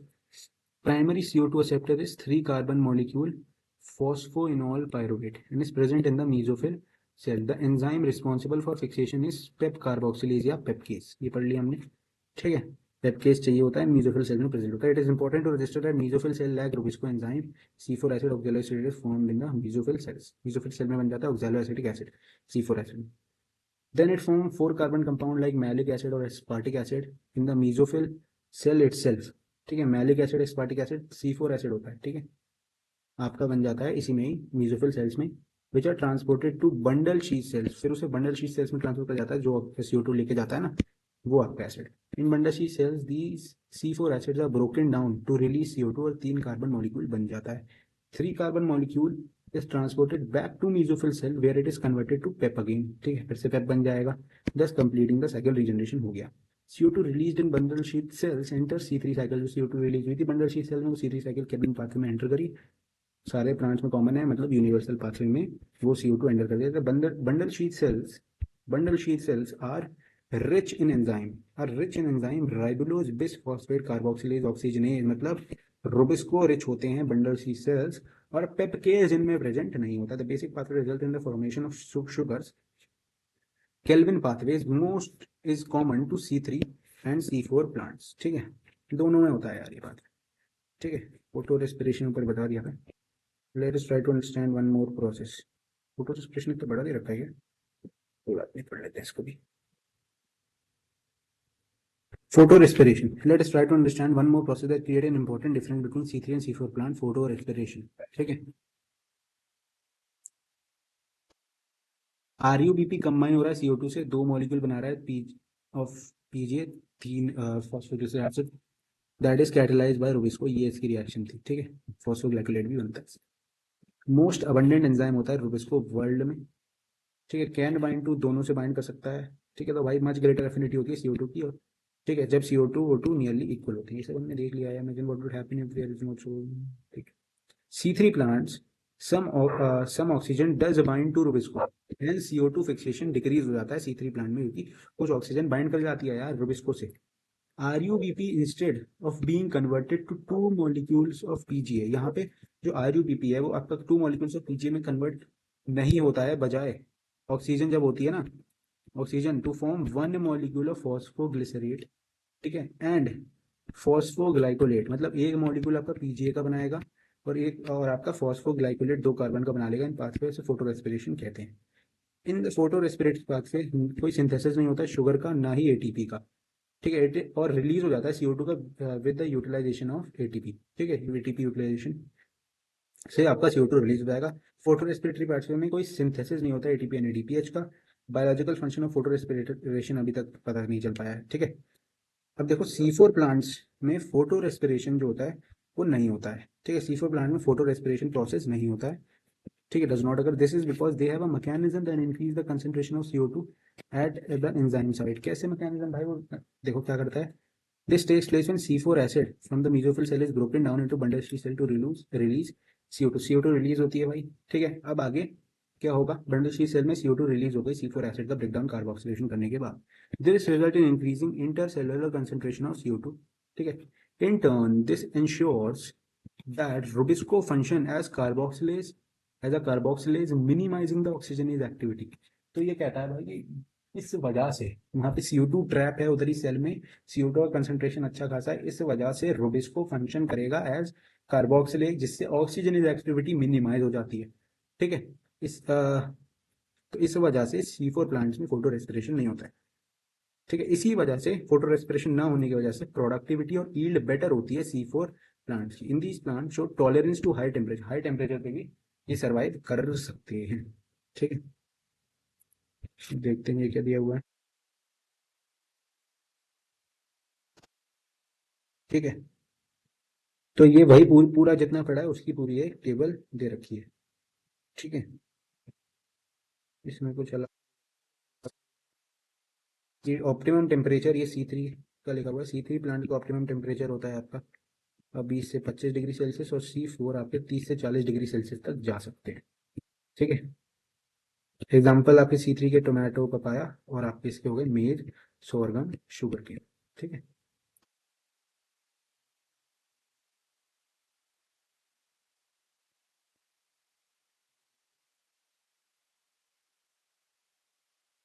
ये बाकी सब वही है यार, पूरा टेबल दे रखा है।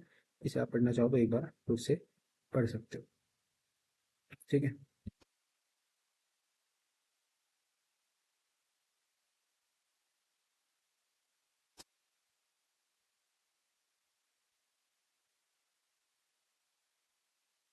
फैक्टर्स अफेक्टिंग फोटोसिंथेसिस, ठीक है।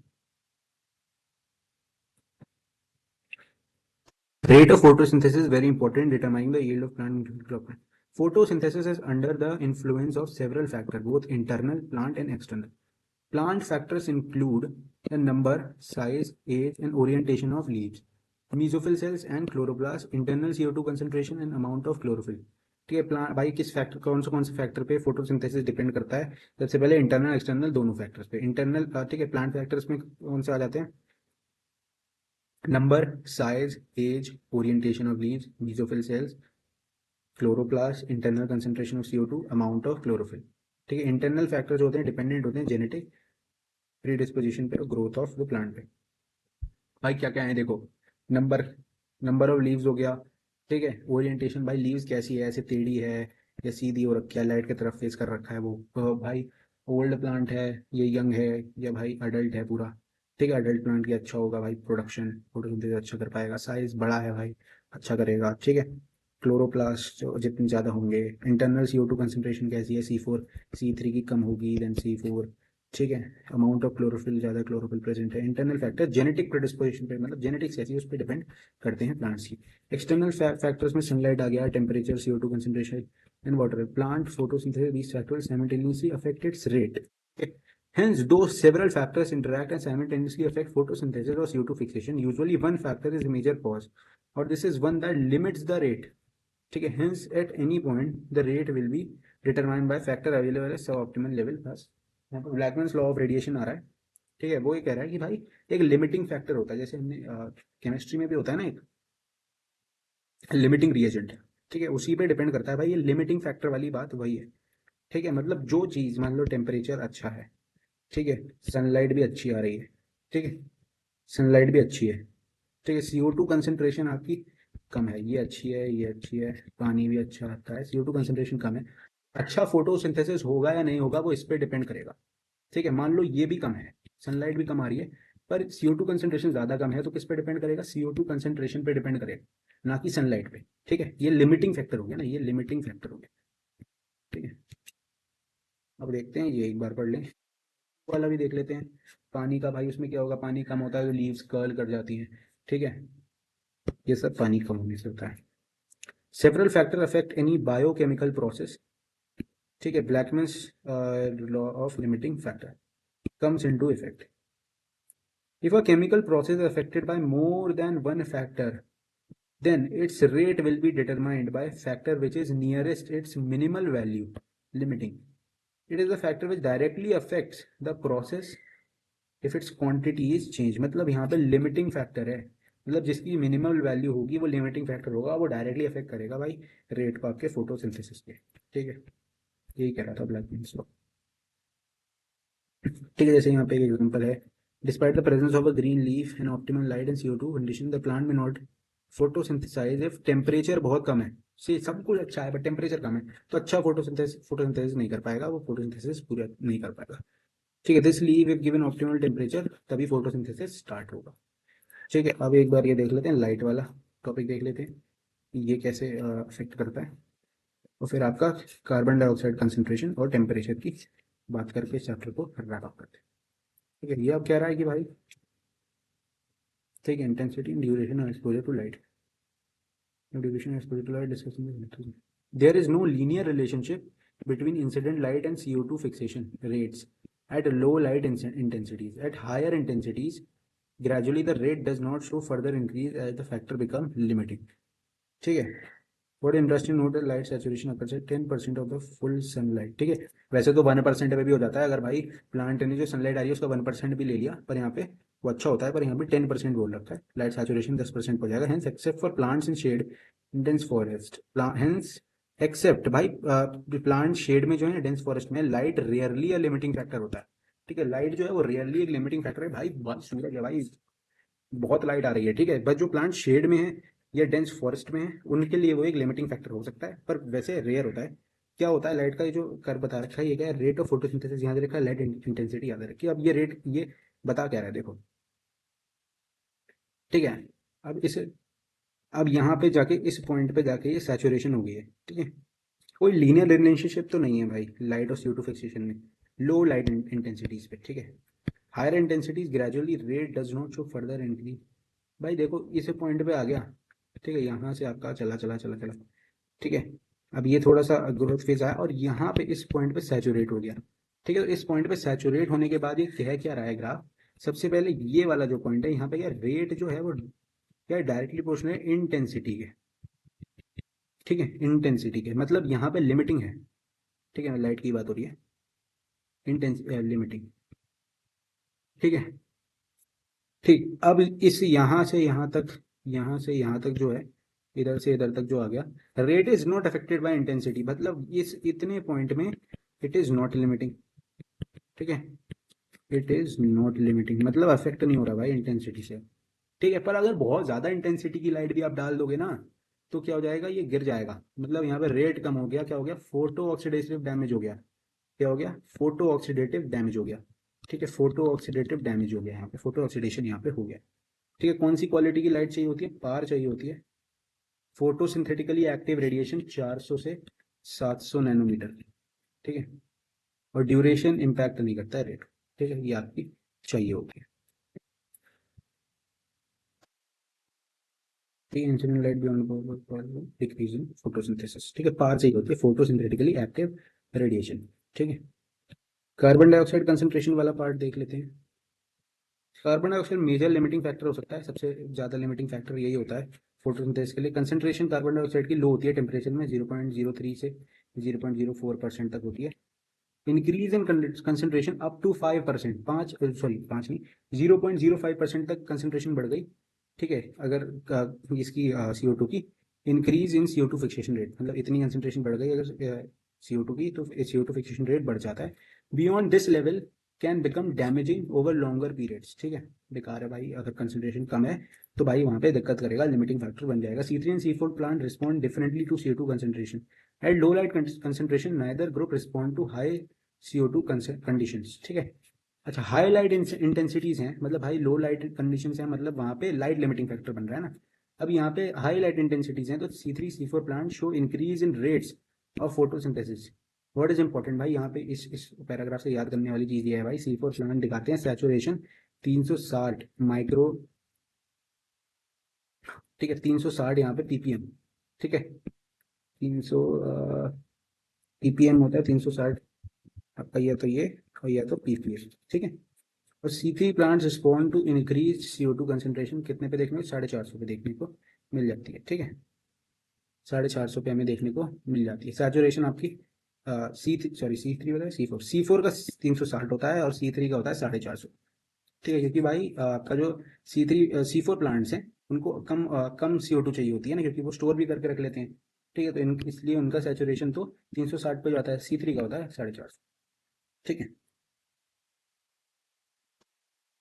fact that C3 plant responds to higher CO2 concentration by showing increased rate of photosynthesis leading to इनकी productivity अच्छी होती है, has been used for some greenhouse crops such as tomatoes and bell pepper। कैसे green house मतलब वो crops हैं भाई, मतलब टेम्परेचर अच्छा, CO2 अच्छी प्रोवाइड करके बनाए जाते हैं, अच्छी यील्ड देखने को मिलती है।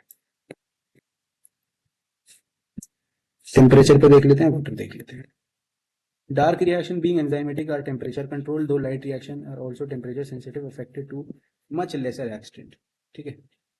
बाकी इसमें जो इसमें क्या है कि C4 plant optimum temperature by enzymatic, sorry, ये ज़्यादातर डार्क रिएक्शन को अफेक्ट करते हैं, ठीक है, क्योंकि वो एंजाइमेटिक होती हैं, एंजाइमेटिक या डार्क रिएक्शन को ज़्यादा अफेक्ट करते हैं, ठीक है।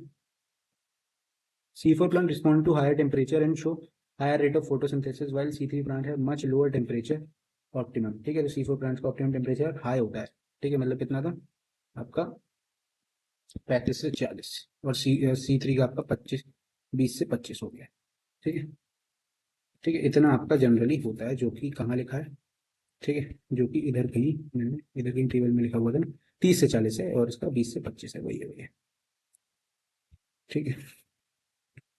हम कहाँ पे थे, बस यही है इसमें, ठीक है। The temperature optimum for photosynthesis of different plant also depend on habitat adapted to tropical plants have higher temperature, तो ट्रॉपिकल प्लांट्स मतलब जो इक्वेटर के आसपास है ना, उधर हायर टेम्परेचर ऑप्टिमम होते हैं भाई, हाई टेम्परेचर पे काम कर लेते हैं। अडेप्टेड टू टेम्परेट, टेम्परेट मतलब भाई ये ट्रॉपिक्स, फिर यहाँ पे होता है टेम्परेट रीजन, ठीक है, फिर ये होते हैं पोल्स, ठीक है, ऐसे होते हैं ना अर्थ पे, ये ट्रॉपिक, फिर ये आपका टेम्परेट, ठीक है, फिर ऊपर और आपके पोल्स होते हैं, ठीक है, तो वही है, वही बता रखा है, ठीक है। टेम्परेट क्लाइमेट्स वाले कम टेम्परेचर पे भी काम कर लेते हैं, और जो हाई टेम्परेचर जहाँ पे होता है वो हाई टेम्परेचर। तो वाटर का क्या है, even though water is one of the reactants in the light reaction, the effect of water as a factor is more, though it is affected on the plant rather than directly on photosynthesis. Water stress causes the stomata to close, hence reducing CO2 availability, ठीक है।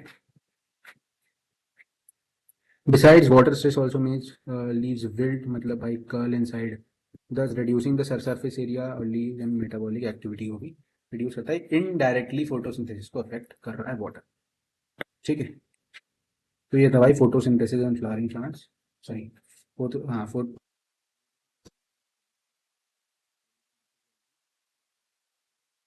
NCERT, सुबह NCERT पे भी थोड़े आप questions करने चाहिए, जिसके बाद PYQs in the chapter is done. Thank you so much.